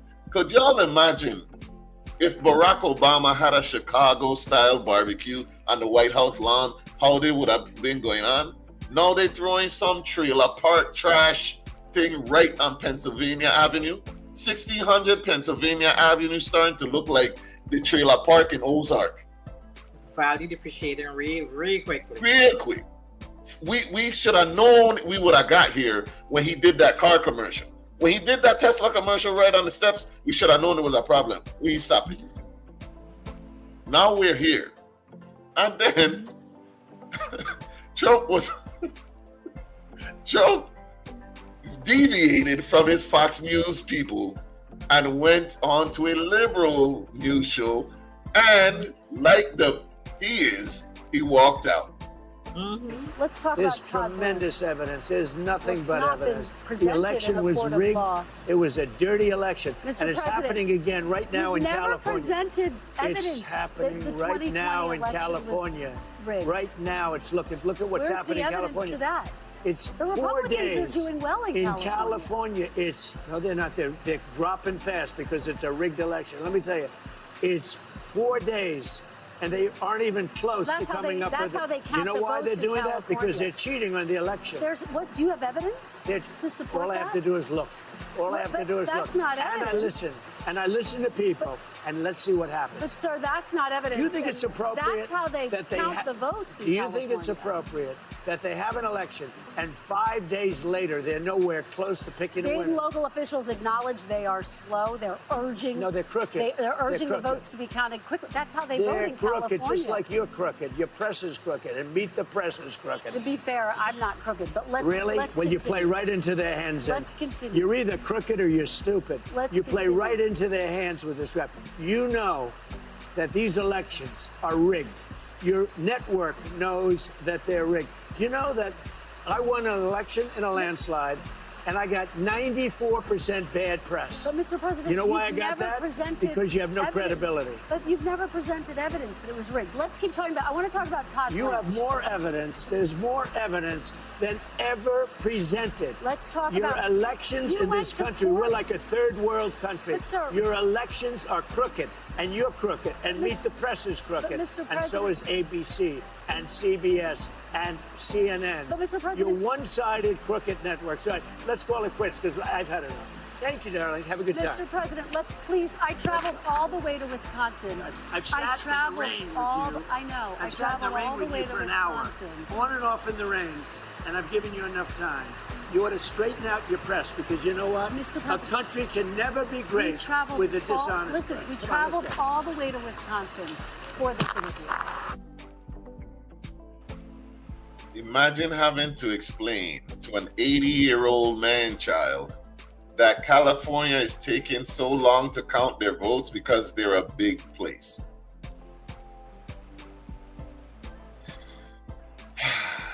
Marcus says people is not evidence. He say he talked to people, you deaf? He talked to This man is insane. Childlike behavior. Article 25, 25th Amendment. I have no idea how he keeps passing his medical exams and not see something wrong with his mental health. Think about this. Who is telling us he's passing? Exactly. Because what the president says goes. So what you gonna not put what the president says? I just need someone to strategically place a tag. Huh? I get it. Okay. Eyes tired, boss. Is that what she's saying? Eyes tired, boss. And then Eyes step on her mind. tired. And she was the adult. She was the consummate professional out of the whole thing, of course, because he's a. He should have parked your slack. Press on a little bit more aggressively in that interview. She should have, because when he said about you calling me stupid, I would be like, how are you able to identify because you recognize as one? This is the kind of questions I need her to be able to be journalistic about. Hey, you know what though? I'll say this: I'd watch their show every day. I'd watch their news show every day, or the highlights at least, and like that's the hardest she's ever went because often I find myself like, I wish this woman would push back on people that's lying, and to see her actually push back on the president in his face, girl, this in his face. And that's it to call me darling. I would have been like, I'm not your darling, I'm so and so. I'd have been like, I'm Crucian girl Neci. Though I'm not your darling, I'm Crucian girl Neci. Like that's what I needed her to do to be. She did right though, because we all see. And stay quiet? No. That was quiet, you think? Yes. Come on. Yes. She call you Amoras? Yes. She didn't have to do that, but she was no. Okay. No. And I traveled all the way. I don't care where you travel from. Press a different question. Okay. Interject with real questions that we want answers for. Even if we know he's not gonna answer the questions. The fact that she came on like, but I traveled all the way here for this interview. I think that this discredits her to me. I feel like it discredits her to some degree. Not that she can't. I haven't seen any of her other interviews. I've never seen a woman a day in my life before. I've never watched anything. But just from this clip, I feel like she could have standed a little bit more firmly with questions. She didn't have to be disrespectful or whatever. But like when you call me darling, I'd have been like, I'm not your darling. Could you refer to me as so and so? That's the kind of thing I would have preferred to have done, because we see how he acts with women and how he speaks to them versus how he interviews with men. It's very different. Facts. One thing he can't take is hard questions from women, fragile ego. He always he calls them piggy and like, man. He's the biggest snowflake, like what they call people of the left. I definitely would have told him about his small hands. And don't put him on my knee. The hell? Trump is the face of patriarchy. And it's red. It used to be orange. You were red in this interview. She was very timid. Timid? Y'all think that she was timid? Wow. Because she was right up on him. She didn't back down. I don't know. I didn't see that timid. I think she did very well. But hey, I would be curious to go and I will try to go look at the comments on what the men are saying about her in that interview. No, she went viral. People loving it. Because I'm like I tell you, I don't watch the MS Now clips, and like she does not ever push back. So for me to see her push back on a man that's like twice her damn size, I was impressed. But I get what you're saying. You've never seen the clips before, so there's nothing to compare it to. So I get what y'all are saying though, but I would not call it timid. I don't think she looked timid. But hey, she should have, not begging her soul. She should have been firm. The darling was wild. True. Yeah. True. And the touching and like please keep your hands. Please keep your hands to yourself, Mr. President. That's what I mean about like in the moment. I don't think she was timid. She did the best in calling him out without being disrespectful. He's still the president. She didn't have to be disrespectful, but my boundaries, Mr. President, could you please not put your hands on my knee? I would appreciate it very much. That's polite. She don't have to be rude. I'm not saying she should have been rude. I mean, we probably would have been rude, but I'm not saying she's being her professional. She has a career. Like, if you tag me after that day, I probably won't care, because I did it for the fun of it, you know what I mean? But she has a real career she's making out of it. But the putting your hand on my knee and calling me darling, like that's the kind of things you gotta let them point those things out and get them in the butt real quick. Because if you let the president do it, another man could feel like he could do it afterwards. I All right, the man says she was strategic. Yeah, that's y'all boys, you know. You know. But also, in trending news, let me see. Let me make sure we ain't got nothing else. Right. In trending news, like, I think he's just a bad representative for black men altogether. But first, I just want to watch I want to show this as sort of a palate cleanser this year that happened at one of the Knicks games earlier this week.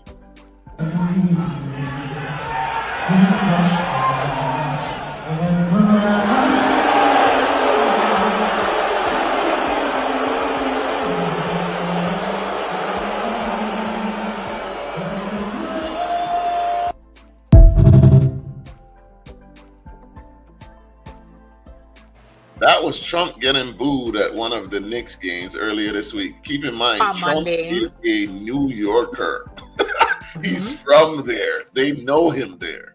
And then the tickets were a couple grand. 6,000 to 8,000 was the cheap seats. So he's getting booed by rich people. All right? So keep that in mind.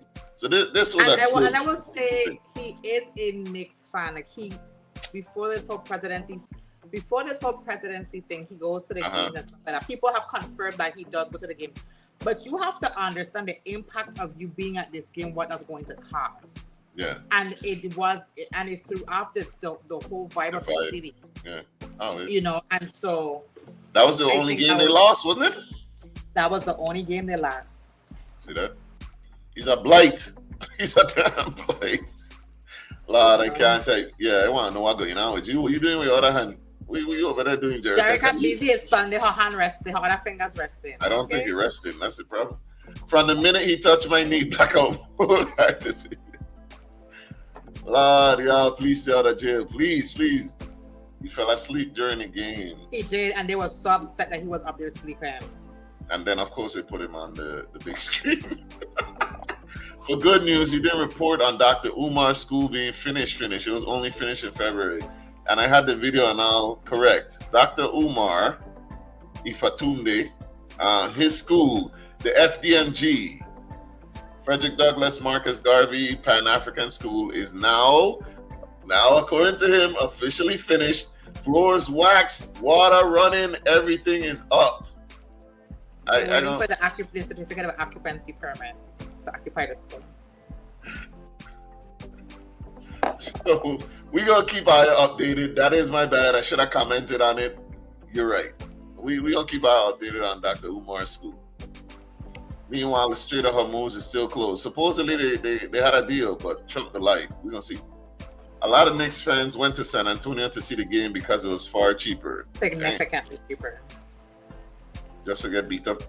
Umar was cringy and he got a paddle room for girls. Man, stop. Don't kill our vibe, Neci. I just want y'all, it's the school's done, but we're waiting on a certificate of occupancy. Yeah. There was a health inspection that happened and he had to make some changes, which he did complete. And now he's waiting for a certificate of occupancy. Giving y'all a little. So you know she keeping up on him though. So you can see she tracking. All right. Honestly, I actually saw that Friday night that they were talking about the school. Yeah. And I was like, this thing ain't open yet, which is what made me listen to it a little. Like, I thought this school don't open. I had graduates already, but we know we're still in the process. All right. Now, like I was saying before, I think this guy's a bad representative for black men, period. He's kind of silly and just, he thinks he knows stuff and he doesn't. So the next topic is about Mr. Nick Cannon, the baby mama monster. Nick Cannon's baby mama, Brittany Bell, wrote a dissertation inspired by him. Nick Cannon's ex, Brittany Bell, I put my family into my doctorate, dissertation on black dads with multiple baby mamas. So now Nick Cannon is a case study. Hey, Brittany Bell recently earned her doctorate, and let's just say the subject of her dissertation was a family matter, according to TMZ. Brittany earned her Doctor of Psychology degree from Alliant University in May, and now it's been revealed her dissertation focused on adults who have a black father and siblings from different mothers. The former Miss Guam shares 3 children with Nick: 9-year-old Golden, 5-year-old Powerful, and 3-year-old Rise. And Nick has 9 other children with 5 other women. I think, personally, this is just me, I think that Nick Cannon is like trying to find stem cells to cure his lupus. That's why he keep procreating, but I digress. I already thought that after I got over the high of what is he doing, and then realized when he said he's trying to build generational health, and then he said wealth, and then I was like, oh, I got you. Yeah. He trying to find his he knows cures. themselves or is them forced too. He trying to find them cures, yeah. Brittany's dissertation is titled Black Fathering and the Experiences of the Adult Child with Multiple Siblings from Different Women.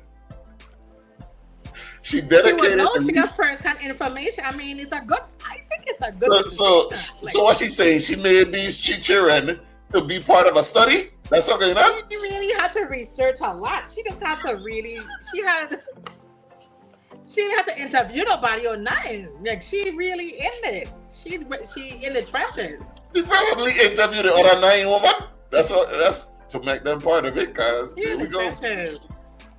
She dedicated a research project to her children. I wish my mother would do something. Anyway, she researched. She dedicated it to her children, calling them the heart of everything I do, and writing that they are her, quote, reason, grounding force, and greatest source of strength. Brittany also dedicated the paper to her father, whose life and absence have profoundly shaped the woman, mother, and clinician, unquote, she's become. Damn. Talk about shade. Oof. Darren said that Dr. Umar's school been in the works for 10 years. He was doing it solely by donations now. To be fair. Marcus Norman, go watch the video he did, mean joking. I don't know which one they're talking about. What in the hand's made tale are you talking about? Oh, so he talking about with the paddle room for girls, yeah. I was painting our trash bin yesterday and today. Painting it for what? You're talking about what you do with her other hand. Yeah, why? Why are you painting the trash? Okay. A queen, really? So you made the same mistake 3 times? You definitely part of the study? She used her circumstances to her advantage, and it worked out. I mean... Worked out? Okay. She got her doctorate, didn't you say that? Okay. All right. And then, is she going to be a doctor? Is she going to practice? I don't know. She don't need a doctorate. She does a lot of things, you know, and the word doctor don't mean nothing. So, she don't need a doctorate degree. She need to go to school for common sense. Adult child is a bar. Nick Cannon might be the most unserious man in the past 10 years. He's an idiot.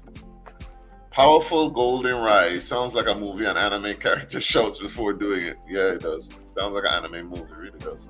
It's amazing how men with money get away with it. Correct. And that was kind of smart. I disagree. Must be nice to be Nick. Is it though? To have that many children, that many households to manage? All right. I think he already admitted that having that many households is a problem, you know. He's already said it. Them people living rent-free in her head. Congrats on the PhD though. Congrats. That is big. That is quite an accomplishment. You think, listen, you will never catch me trying to outdo the next person Christmas pictures with my, like, we're not doing that. That's too many. They had a Christmas picture competition this Christmas. Like, why? To show who of the better family, like, nobody won. Everybody lost. It's best they all come together and do one big photo panorama. Like, that many households is a nightmare. A complete Freddy series. You hear me? Nightmare on Elm Street. It's disgusting. Them lead brothers. The oldest two that say, I have a sister and I have a brother. What you say? Them two for Mariah don't play my son. She'd be like, I have one brother. Hey, Mariah, I mean, look who raised him. Like, wake up, sweating, nightmare, holding your chest, can't breathe. Mariah's, I mean, she's also the richest one of them all. None of them other girls is like, they're in their own right, they're somebody. None of them. And then Mariah Carey is over him as far as status. Not just wealth, but status. So, what he could do? Mariah had this man carrying her come on. He was her Farnsworth Bentley. Give me a break. And he should have stuck beside her and keep carrying it. Instead of telling us now, oh, that's my best friend. Go back. She don't want you back. You ain't gonna tie up my wealth with them nine other kids. I mean, he should have went back before he did that. Ah. I mean, he should have went. You put my private island up in Japanese hat. I still wonder what Mariah was thinking when she married him. That's her best friends. They said they're best friends. They're cool. They're real cool. I don't know. Hey, okay. I will say this about Nick Cannon. You can't say it when it comes to woman. He's a slouch though. His roster is impeccable. Like, I don't know what Nick to be saying or how he to get a woman, but you ain't seen a bad one yet. Mariah Carey is on his list. Come on now. Who else could say that? Like 3 other niggas? My problem is she should have been the last on the list. That's his problem. That's not ours. No, I agree. His problem. That's his problem. Now, when you look, I agree. Them girls are bodies. They're fine. I'm not knocking them. But when you look at the list, you tell me Mariah Carey, and then all the other names underneath it, Baby and mama. then I go Google to see who they be. Then I know you already stopped because who is these people? Yeah. The rest is just Carey. baby mama numbers, so and so and so and so. I get you. I agree with you. I agree, and I'm sure he feel the same way. But he can't play with she like that. No. Ain't some of them previous while, and I don't know them girl name. I don't call her, and that's exactly the I problem. don't know who them girls We don't know them. Besides, we don't even know what order they ain't. Clearly, she's number 35 and whatever number she just gave. I don't know. Yeah, they could be from Wild 'N Out, Yellowstone, Netflix. I don't know where the hell they come from. Nick does not the sonic rings out the poem. When that happens, women lose their senses. Mariah thinking I can't have a day without a birthday for mine with a short objective. Oh God! You funny about it. Hey, so all right. So let's talk about this trending topic next. Is something wrong with this? This has been a trending topic that was very popular this week. What do y'all think? And I'm gonna show y'all the comments related to it, but first you gotta watch the video.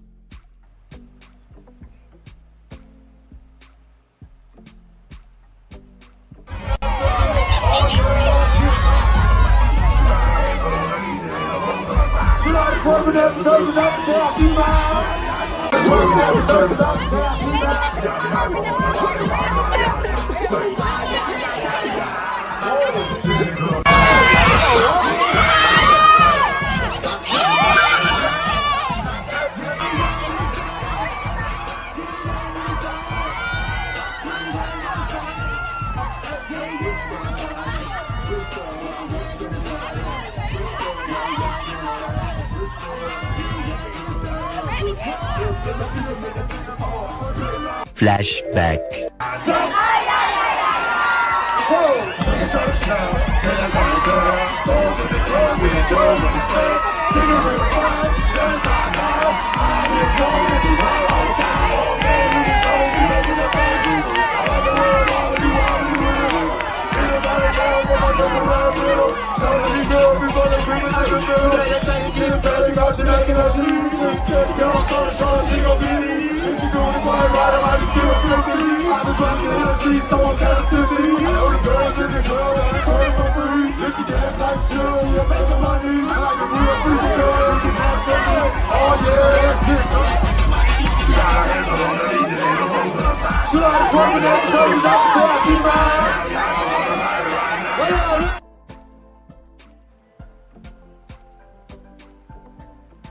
I know what y'all thinking. What is Yin Yang doing out at SeaWorld? Look, first things first. She fine. She looked good for just having a baby. She looked good. I gonna give her props, right? Secondly, SeaWorld for some reason is having a 90s rap session. I don't know what I gotta do with SeaWorld, but people are calling it 106 and Shark.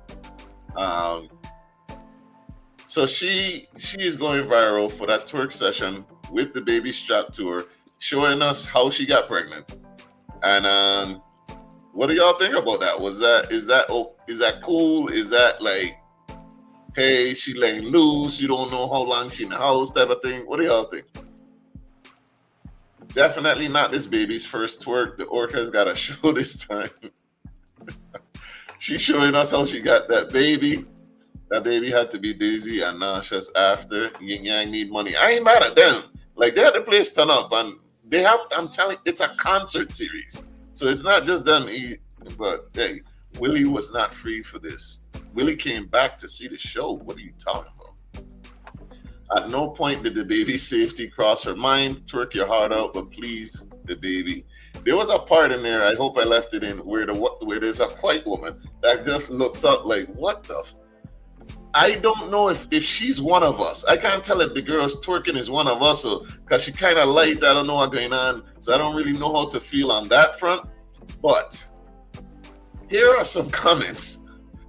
Here are some comments related to what we just saw. I mean, listen to the song they're playing. What they expect her to do. Apparently, she had no other choice. This probably the most fun she had in a minute. So y'all gonna act like there aren't two kids right behind her. She brought her baby out to SeaWorld, and it just so happened to play her song, and she had to twerk that postpartum out. There's that word. Y'all love that postpartum. Mind y'all okay. Mind y'all business. She going on like she in the house. She's in front of an aquarium. What do you mean, mind my business? We all outside at the same place. That baby looking like she doing that again. What about dolphins and whales make you want to twerk? Neci, come talk to me. What do you think? What's up? What you guys say? My ears steaming so bad. Mom was cutting up. She was happy to be outside. She need to go back inside. Where is CPS? Is the question. She holding that baby like Michael Jackson was holding blanket over the railing. And CPS came and checked him after that incident. Where is CPS? I want to be careful. I'm all for you going out having fun. I'm all for you twerking on the pole, whatever. It's yin yang. I get it. But you bending over that railing with the baby head hanging over, them comments about she's just having fun, then that baby has slip out. Then would have been like, who wasn't paying attention to catch this baby? We need to stop being so free to tell people be free and only if an incident doesn't happen. She could have done all that without the baby on her chest. Yes. She could have left the baby home, pay for a babysitter or something. And maybe she could have afforded one. You know what? She could have still taken the baby to the show and sit there in this chair dancing. She could have sat up and dance. She didn't have to twerk. There are other forms of dancing besides twerking.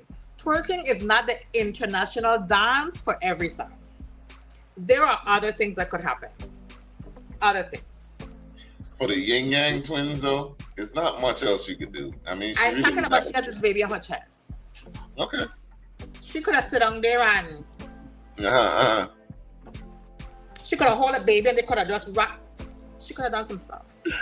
Fellas, hanging over the rail with a baby. That's what I spent last week. Imagine this was your baby mama, your baby being hung over the railing. What would you think? I want to be careful because I think women should be free to make decisions, but should women be free to make decisions that put their child in danger? What do you think? How do orcas feel left out? Spending tickets to see a whale and a baby took the show. A lot of justification, of course. Let them play back that and watch babies fly. What if it was back that ass up though? That would it have been back it up with her booty to the fence and her baby safety secured for hanging over the rail. She didn't have to hang it over the rail. She's all our business. Exactly. How is she gonna say mind y'all business? She's outside being recorded doing it. What do you mean mind our business? And she know what she's doing is drawing attention. It's not like she's doing some minor twerk dance. No. Her foot is on the rail after the baby was removed from her chest. After she gave her baby to a stranger at the event. Because the caption said, after she gave me the baby to hold. She didn't know that person. She didn't. And I'm all for you needing a moment of freedom. Some mothering is hard freaking work. Yes. It is stressful. Postpartum is crazy. Depression could creep in. There's so many things that could go wrong. So many things that even nothing has happened to the baby, you're still overwhelmed. I am all for you needing a moment and having that moment. If that baby wasn't in sight, I would have been like, do you? Yeah. Hey, that was nice. Like you said, not the baby first rodeo. That baby was double strapped down, as it should be, because they know her. They know what my mother do when she goes outside. All right, and I gotta play this one. I got three more videos I want to show real quick, so we can run through it, right? This I really don't give a damn about, but like I said, I have to do it because it is a trending topic, and I want the clips for later. So this popular female streamer was caught cheating. Let's see with who. You clapped your blood cousin and now you're blaming your ex? I'm about to play the video, but Kat has come out to apologize in a way to I'm Not Kenneth for cheating on him with her blood cousin. To the person I hurt the most in this situation, which was my ex, I want to say sorry to my supporters that I'm disappointed. I did a lot of things that I'm not proud of. But then she blames him, saying he's the cause she went to go mess with her cousin. And I'm sorry that I did not take your feelings into consideration when I did what I did. But our relationship was not picture perfect as it may seem. I lost myself in our relationship and I was in a very dark place at the time when I did what I did. Because our relationship ain't good, you gonna mess with your cousin. Where me and my ex were drinking and he forced himself onto me.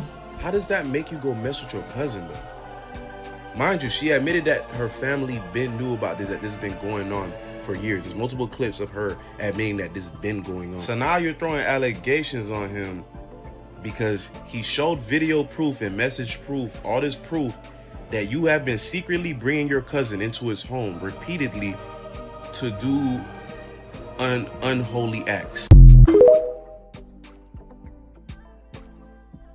What in the Targaryen household? What in the House of Dragons? Hey, let me tell y'all something. That women be dodging accountability thing. I ain't gonna never beat them allegations. That whole I was in a dark place is undefeated. It is undefeated. She said I was in a dark place. So you let him into your dark place? That's crazy. You mean like the room was dark and he was in there, she didn't know it was him? Nah, she mean cousins and cousins make dozens. That's what she mean. My belly literally hurting me. Listen to that. That is... Long time people say cousin and cousin do what? Cousins and cousins make dozens. I don't listen. Why you bring, man? You're bringing your cousin to the man's house, then you're sleeping with him, and it's your first cousin. Not even once, not even twice removed. My God, girl. Yeah. So I just had to play that there because it's popular. Them kind of people, like... It's to keep from. I feel like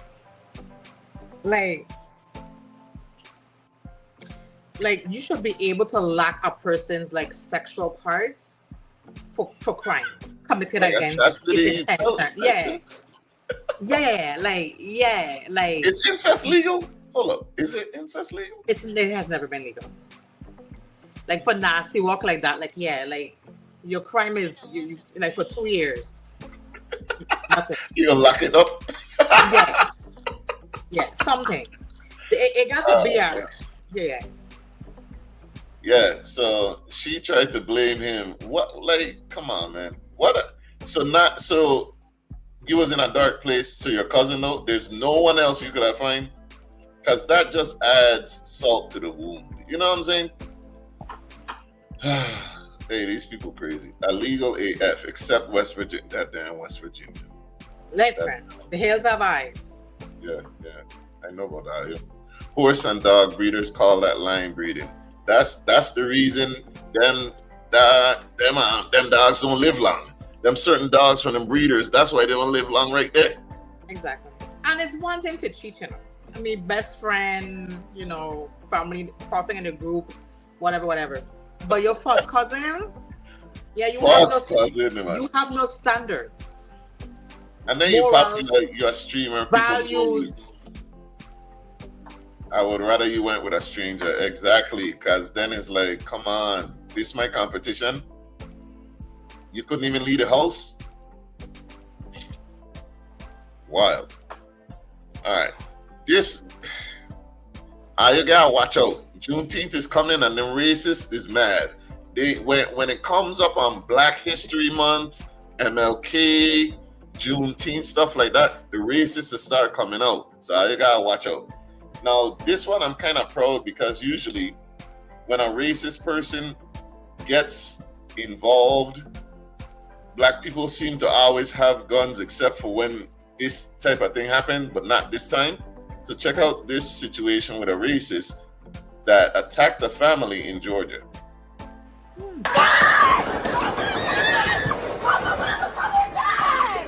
And then that's when everybody started running. He got a gun. This family says they were celebrating a birthday and spending time together before a man they identify as a neighbor pulled up and opened fire with an AR-style rifle. Witnesses say the family was gathered outside for a reunion Sunday night when a car drove by. A white man who witnesses say was Jeffrey Tyler Kinzer was inside the car yelling racial slurs at the group. When he's talking junk and he started yelling the N-word, he kept going, so we let him go. And we were just discussing what just happened, why he tripping. But Green says Kinzer came back, this time wearing armor and carrying a rifle. Oh my God! And then that's when everybody started running. He got a gun. All the kids, they was making sure the kids get in the house. And people started taking positions because they seen he had a gun. And I was in the middle of the street. That's when he raised it and fired. Boom. And I grabbed my gun and started returning fire and moving with him. Green says he's a Marine veteran. He says he was willing to defend his family, including children and older adults who were present. It was so hurtful. I cried all night. I'm laying outside on the ground through a shootout under a car with my other auntie, my other sister, who is 77, and I'm 62. The investigation is ongoing. Officials say more charges are expected to come. This family says they are just grateful to be alive. Very glad everybody made it out safely. Kudos to that Marine veteran for protecting his family, stepping up and getting out there, even though this man came with armor and all. Y'all be safe out there in them streets, man. Hey, listen, get your concealed weapon license. Keep that thing on you because even though we might be playing around, they aren't. Finally, someone had one. Salute. Exactly. Keep that thing on you. Very glad no one got hurt. Yep. Why it seem like we always get guns when it's just us at the party, though? You know what I'm saying? Keep that thing on you, man. All right. Last but not least, this video here, it upset me, and I ain't gonna hear. In the Black community, it seems like getting your hair styled or getting your hair cut is like a humiliation ritual. Black barbers and Black hairstylists will be doing too much. Okay. And I'll be the first one to say, I ain't going to nobody else, but I'm saying, like, they're showing up late, they're all type of extra fees. I know, because I got girls, they want to talk about, hey, you got to wash your hair first and all of this other bull. But I want to know what the ladies would do in this situation. It might be a skit, I don't know. It might be rage bait because it rage baited me. This lady booked a hair appointment. The stylist canceled the appointment. Check out what happened.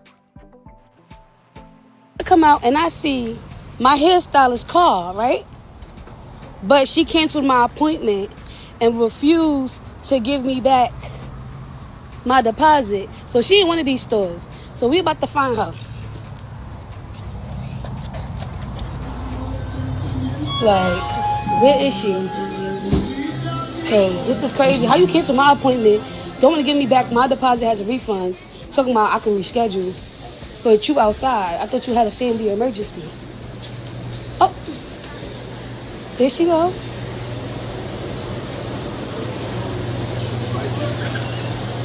Hi. So you canceled my hair appointment because of a family emergency, but you outside eating. This is the emergency. You outside for happy hour. This is the emergency. What's the emergency? Right here, the family. We having a meeting that you interrupted. All right, so since you canceled my hair appointment, can I just get my deposit back? No, on the website it says any emergencies and cancellations on my behalf, you have 30 days to rebook with no deposit required. No, if I cancel, you inconvenience me. But you're outside drinking, having fun. Yeah, I'm paying for it. I can't. Having fun. I'm just gonna give it back to her, man. Yeah. It make no sense. Yeah, let me give it to her. Come on. That's crazy. Like, you really, that's really crazy. You interrupted my food. Would you like a shrimp? Because your deposit was really $15. So you're not. My deposit wasn't no $15. No, it wasn't. It was $50. So what it was? It was $50. No. It was $50. It was $50. No. It was $50. But you have the nerve to cancel and be outside eating and drinking. But I got to get my hair done today. I had something to do today. I could do it today. After I finish mine, I'll call you. I needed my hair done today, but you outside eating, chilling.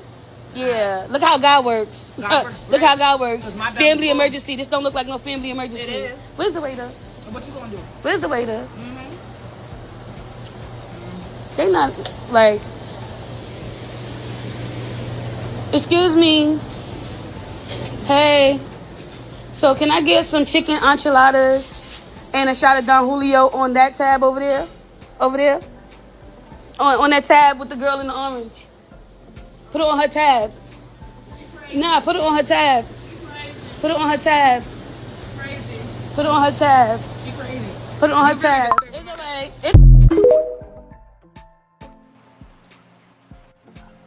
I watched it already. I knew what was coming, and it still pissed me off again. There was so much disrespect. The smiling, the fact that he offered to pay for it. She took that money too. She was unapologetic. She's lying, trying about how much the deposit was. She said this is the emergency while she sit down and eat. Then she offered her a shrimp. The way she would have took at least that plate of shrimp to the face. The hairstylist? Yes, the hairstylist would have took everything she eating to the face. Let me tell you something. Okay? I canceled your appointment, and you gonna track me down to a restaurant with my family for your deposit back? You have now violated my safety. I have to defend myself because now I'm unsafe. I don't know what you're coming with. I don't know what your plan is, your intentions. I am scared for my life and will defend myself accordingly. I wasn't even sitting on that land. She would have had the plate or plates in her face. Security would have been on the way. I need a report, tears out my eye. Because if that's not my business or my place of employment where I do here, why are you here? How you find me? So you taking the hairstylist side on this? Absolutely. How you find me in a restaurant? How you know where I'm at? You park in my car? You know my license plate number? You have somebody to run on my registration to know where it's located? How do you know where I'm at after I cancel for an emergency? I'm not at my hair salon. If she walked in the hair salon, it would have been one thing. I'm in a restaurant. So you know she took that girl money? I'm not even worried about her money. Most hairstylists who require deposits usually have a non-refundable clause to some extent. in some circumstances do feel like when refund you their money for whatever reason. I don't know. So, but most of them don't do it. My hairstylist that I either go to who do my braids, she does deposits. I don't do deposits. It's non-refundable if you cancel it on me? It just says your deposits are non-refundable. It doesn't even go further than that. That's what I'm talking about. And so what I'm saying is, if I send her my money, my money is a lost cause what I do my hair right now, because I know it says non-refundable. Whether it's, I could justify a million reasons why I want my money back, and I could really need it. I'm not saying that. I'm saying is, the clause is the clause. It says non-refundable. If the website says that and you send your money, it is good as gone. Okay, so check this. If with anything else, if they say it's non-refundable, right? They don't say if it's non-refundable if you cancel or if I cancel. I think that her stylist should have refunded her money since she canceled. But she canceled on her. That's what I'm saying. I think the hairstylist should have refunded her because she's the one that canceled, the hairstylist. Yeah. But most of these people that they go to that doing hair ain't no real hairstylists anyway. They ain't got no real business, no business license. They ain't with the Better Bureau where you could go report them. They just be doing hair and making up what kind of rules. Like you said, wash hair before you come. Washing hair is a part of services when you're doing hair. They teach you that in cosmetology school. I know my three sisters went. I could tell you the rules of the law, the lay of the land. That's part of your service. I never heard that before. If the stylist cancel, I can't get my deposit. There are places that tells you, I am not saying that it's right. I don't agree that if the hairstylist cancels, you can't get your money back. I don't agree. I think you should get your money because they're the one that inconvenienced you. You didn't inconvenience them by being late or whatever. But there are places that don't do it, don't give you back for any mean. It's some of the places that you're renting to. Like my apartment, some of them that says, even if you're dead, you still have to pay your rent out your lease. I dead. Who you getting the rent money from? Well, that's after you move in or something, right? What I'm saying is, but when you sign the application fee, whatever your terms is for your rental agreement, and I have seen one that says that ways to break your lease, and death was one of the things that you couldn't break your lease for. So I could die and my lease ain't break. I'm still financially responsible for the rest of my lease. That even though I've died. I've physically seen that on leases. Okay, check this out. Let me read the comments first and then let me weigh in. Jerica says, flipping every effing plate I like, report her to the licensing. If she has a license, so you can report her too. There you go. I don't care what your family emergency is, but give me the deposit back. Non-refundable if the stylist canceled. How much is the deposit for braids? She said it was $50. She said it was $50. It depends on the style, the length, and the size. If the hairstylist cancels the appointment, they must refund the money immediately. Must is a strong word. You have to, whatever the rules are. When you're speaking of legalities, whatever the website says when booking is what is being considered. She said the website said it's non-refundable. She didn't say there's more verbiage. I don't know. We don't know. I agree, but we don't know. Go ahead.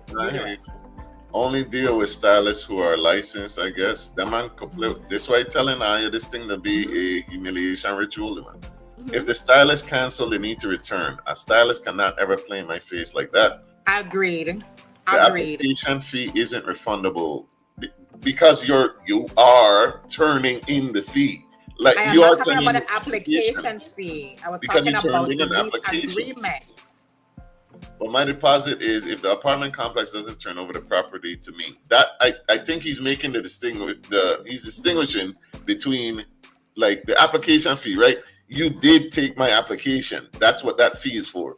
But if I put in a deposit for an apartment, to hold the apartment, and you tell me you can't give me that apartment, I need to go look for another one. You telling me they could hold no, give me my shit. That's basically what she's trying to say to the girl. Like, you didn't do the service. Now I still gotta find somebody to do the service. That's the thing about the hair thing, though. She's probably trying to get done for an event or something. She wants to wear her hair. She deserves her money back. There's no dispute on my end that hairstylist is wrong for not refunding her money. Okay. She could have refunded her money. You don't like that she pressed her. You ain't rolling up on me at a restaurant when I don't know you about your deposit, is what I'm saying. That's where we have an issue. Because we don't know each other like that. We're not friends. How you know where I am located? Okay. My safety is violated. I just don't understand. Life happens. I just don't understand. Life happens. Why are you keeping the money? Exactly. And then she's saying that this gone into the food. No man. You play with and it has to be a skit because there's no way my man next to me and have some girl roll up on us and I'm gonna spend the money. Sir, our life is my safety jeopardized. Listen, everybody head was down. Did you notice that? Everybody shamed. That's what I'm saying is a skit. It has to be a skit. Ain't no way. Professionally. Ain't no way. If the hairstylist cancels, she should give the client her refund back. Especially if the client is requesting it. On the other end, how did she find the hairstylist? For real, did she stalk her? Somebody probably said something. She could have went to the shop and then somebody at the shop said, hey, she's such and such. You check what I'm saying? Somebody could have told her. So she could get the information. I see what women go through. It ain't just women. Just listen. I don't go through the same issues and I don't have no hair. My barber is a damn problem. It's hard to catch him. And he owned the shop. Let me tell you something. Because she got to pay for her food at dinner with her family. Yes, Judge, that's what I'm trying to say. And then the dude offered to pay and she still wouldn't give him the listen. Everything would have come off that table. Give me my money. One of her girlfriends called. You know we are the CIA. I'm the CIA, which is one of my responses why I said it would be. Because I know what it takes to find people. One karate chop to the neck. Give me my money. She wouldn't even reach it. But the minute she said, listen, it would have escalated really quick. And the minute I knew she was talking to me, and I look around and been like, how you find me? And I know there's no plausible explanation of how you could have found me in that restaurant. I think that's a lot. I think some of these stylists overcharge. They underperform with the service. They do all kind of stuff with it. Yes. You have to wash your hair, take my braids out prior, bring your own weave products and the colors, and still come pre-pat. They want not doing pre-pat. I got to pack my hair before you could comb it. And they're not a license. They're not licensed individual. And if they are, report them. Report them. She probably eating in the same shopping plaza that she does the hair. Well, I would say deposit could be people keep canceling and keep suffering. What I gotta do with you cancel on me though? That's what I don't. I do agree with her. And at the beginning of the video, she was like, I know she's in one of these stores. And you just happen to walk in the first one and she's just in there. Really? You know it's a scam. All right, let's bring it down. This is a great show. Thank you guys for tuning in. We're here every Sunday from 4 to 6 p.m. live streaming. Well, I think we're gonna be in studio next Sunday. Or oh damn, next Sunday is the Party Festival. Hey, there will be no episode. Hey, check Aya at the Party Festival next Sunday. That's where we're gonna be. Check me stuffing my feet. Before we go, yes, Party, where we gonna be Friday? We're going ambiance Friday night. What we doing? Hold on. What day is Friday? What day is that? Thursday. Where are you gonna be Thursday though? We gotta advertise Thursday. Friday's the 18th, right? What day Friday's the 19th. Thursday's the 18th. Anyway, okay, so here what's going on. I got to promo this. Yes. The Brotherhood Collective, we invite you to our Mothers and Mentors Mixer, Thursday, June 18th, starting from 6 p.m. to 9 p.m., Canagata Ballpark. The dress code is Island Chic. We are getting together to move our children forward. So the Brotherhood Collective, they are looking for mentors to mentor the young men in our community because as we talked about earlier, we have violence, we have boys that are being led astray, we have trauma and mental health issues that need to be addressed, and that is the core of the Brotherhood Collective. we getting together, bringing men and young boys together. But for this one, we want the mothers and the mentors to mix so we could see who the people are that are going to be leading the next generation. So come out. It's gonna be dope. They got some horse drivers. We got cash bar available. What was that word? It is entirely free. It's free. Just come true. So it's gonna be hosted by somebody said his name. It got more wise than it. Somebody said a name, please. All right, Miss Thomas is gonna be our MC. She is a media personality and event planner. She's actually a professional MC, and she will be hosting the event. The panelist is gonna be Saida Carter. Yay! We got Naima Duran, who was just in the building. She was just on the show earlier this week. She is a mental health nurse student, a psychiatric mental health nurse student on the island of St. Croix, and she'll be on the panel, and I will also be on the panel. We're going to be there live in the building. Come check us out. Come talk to us. Happy Father's Day in advance, y'all. It's Horse Duvers. You deaf? Horse Duvers. Jerica. So I'll come through. If you're not doing anything, matter of fact, if you're doing anything, cancel it. Thursday, June 18th, 6 to 9 p.m. Can I get a ballpark St. Croix? Dress island chic. Make sure you dress cool because you know the sun hot. I'll come through and listen, tap in. There's vendors and all types of stuff. Yeah, her. Who is that? Yeah. We don't have time to get into Johnny's word today. We don't. We do not. But yeah, I'll come true. Mothers and Mentors Mixer. Thursday. Keep that in mind. And of course, Sunday is Father's Day and Patty Festival. We're going to be out in the streets. I will be outside. I've made a commitment to myself. I'm doing new things this year. I ain't here. I'm going to be on the road for the first time in August. I can't wait. Your boy gonna be outside. This gonna let you know if I gonna do anything for Christmas. If this don't go well, right. We're gonna post where Jack gonna be Friday and Saturday once we come to some confirmed plans. Because you said I just list of food I just send Jack. We're gonna see how we get to that list. We're gonna be out and about, so come check us. Come ride with us, man. I gonna be outside, so I'll come. I don't know if Neci took off, but come ride with us. Everybody is free. Friday's a holiday. We're outside. Come check. We gonna be outside. Come ride along. Let's go get some drinks. Let's go get some good food. Go to the beach. All of that there. I will not be sleeping as much. I promise. All right. Just new things or things at all. New things. You ain't here. I'm going to be on the road for the first time ever. And then we got something new coming. This Mothers and Mentors Mixer is new. This is the first time for me. Next month, I got something. I'm collabing with a VI person. I can't wait to show you that there. Then August is on the road. Who knows what coming next? And I'm in talks to visit St. John for the first time. Yes, I've never been to St. John. Collaborating with another VI creator and looking to see about visiting St. John. Y'all stay tuned, man.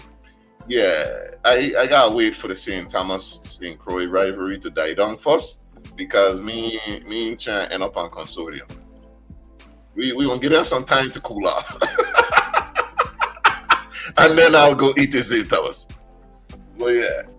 BC, come on, hit us with the final words. It was a great episode, and as always, I can give you a message for the week, and this week's message would be appreciate yourself. Only you know what you've been through, only you know what you've come through, but take the time to big up yourself. You've earned the right to do so.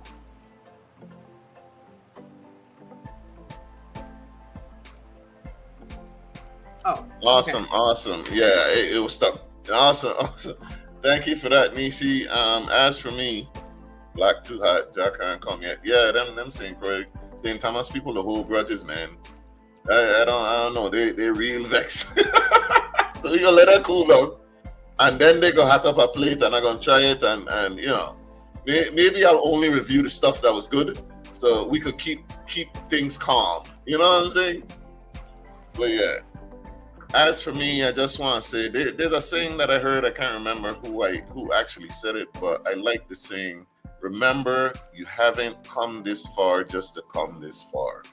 Keep going, keep maintaining. Yes. Life is meant to be lived, so let's live it. Happy Sunday. Have a good rest of your weekend.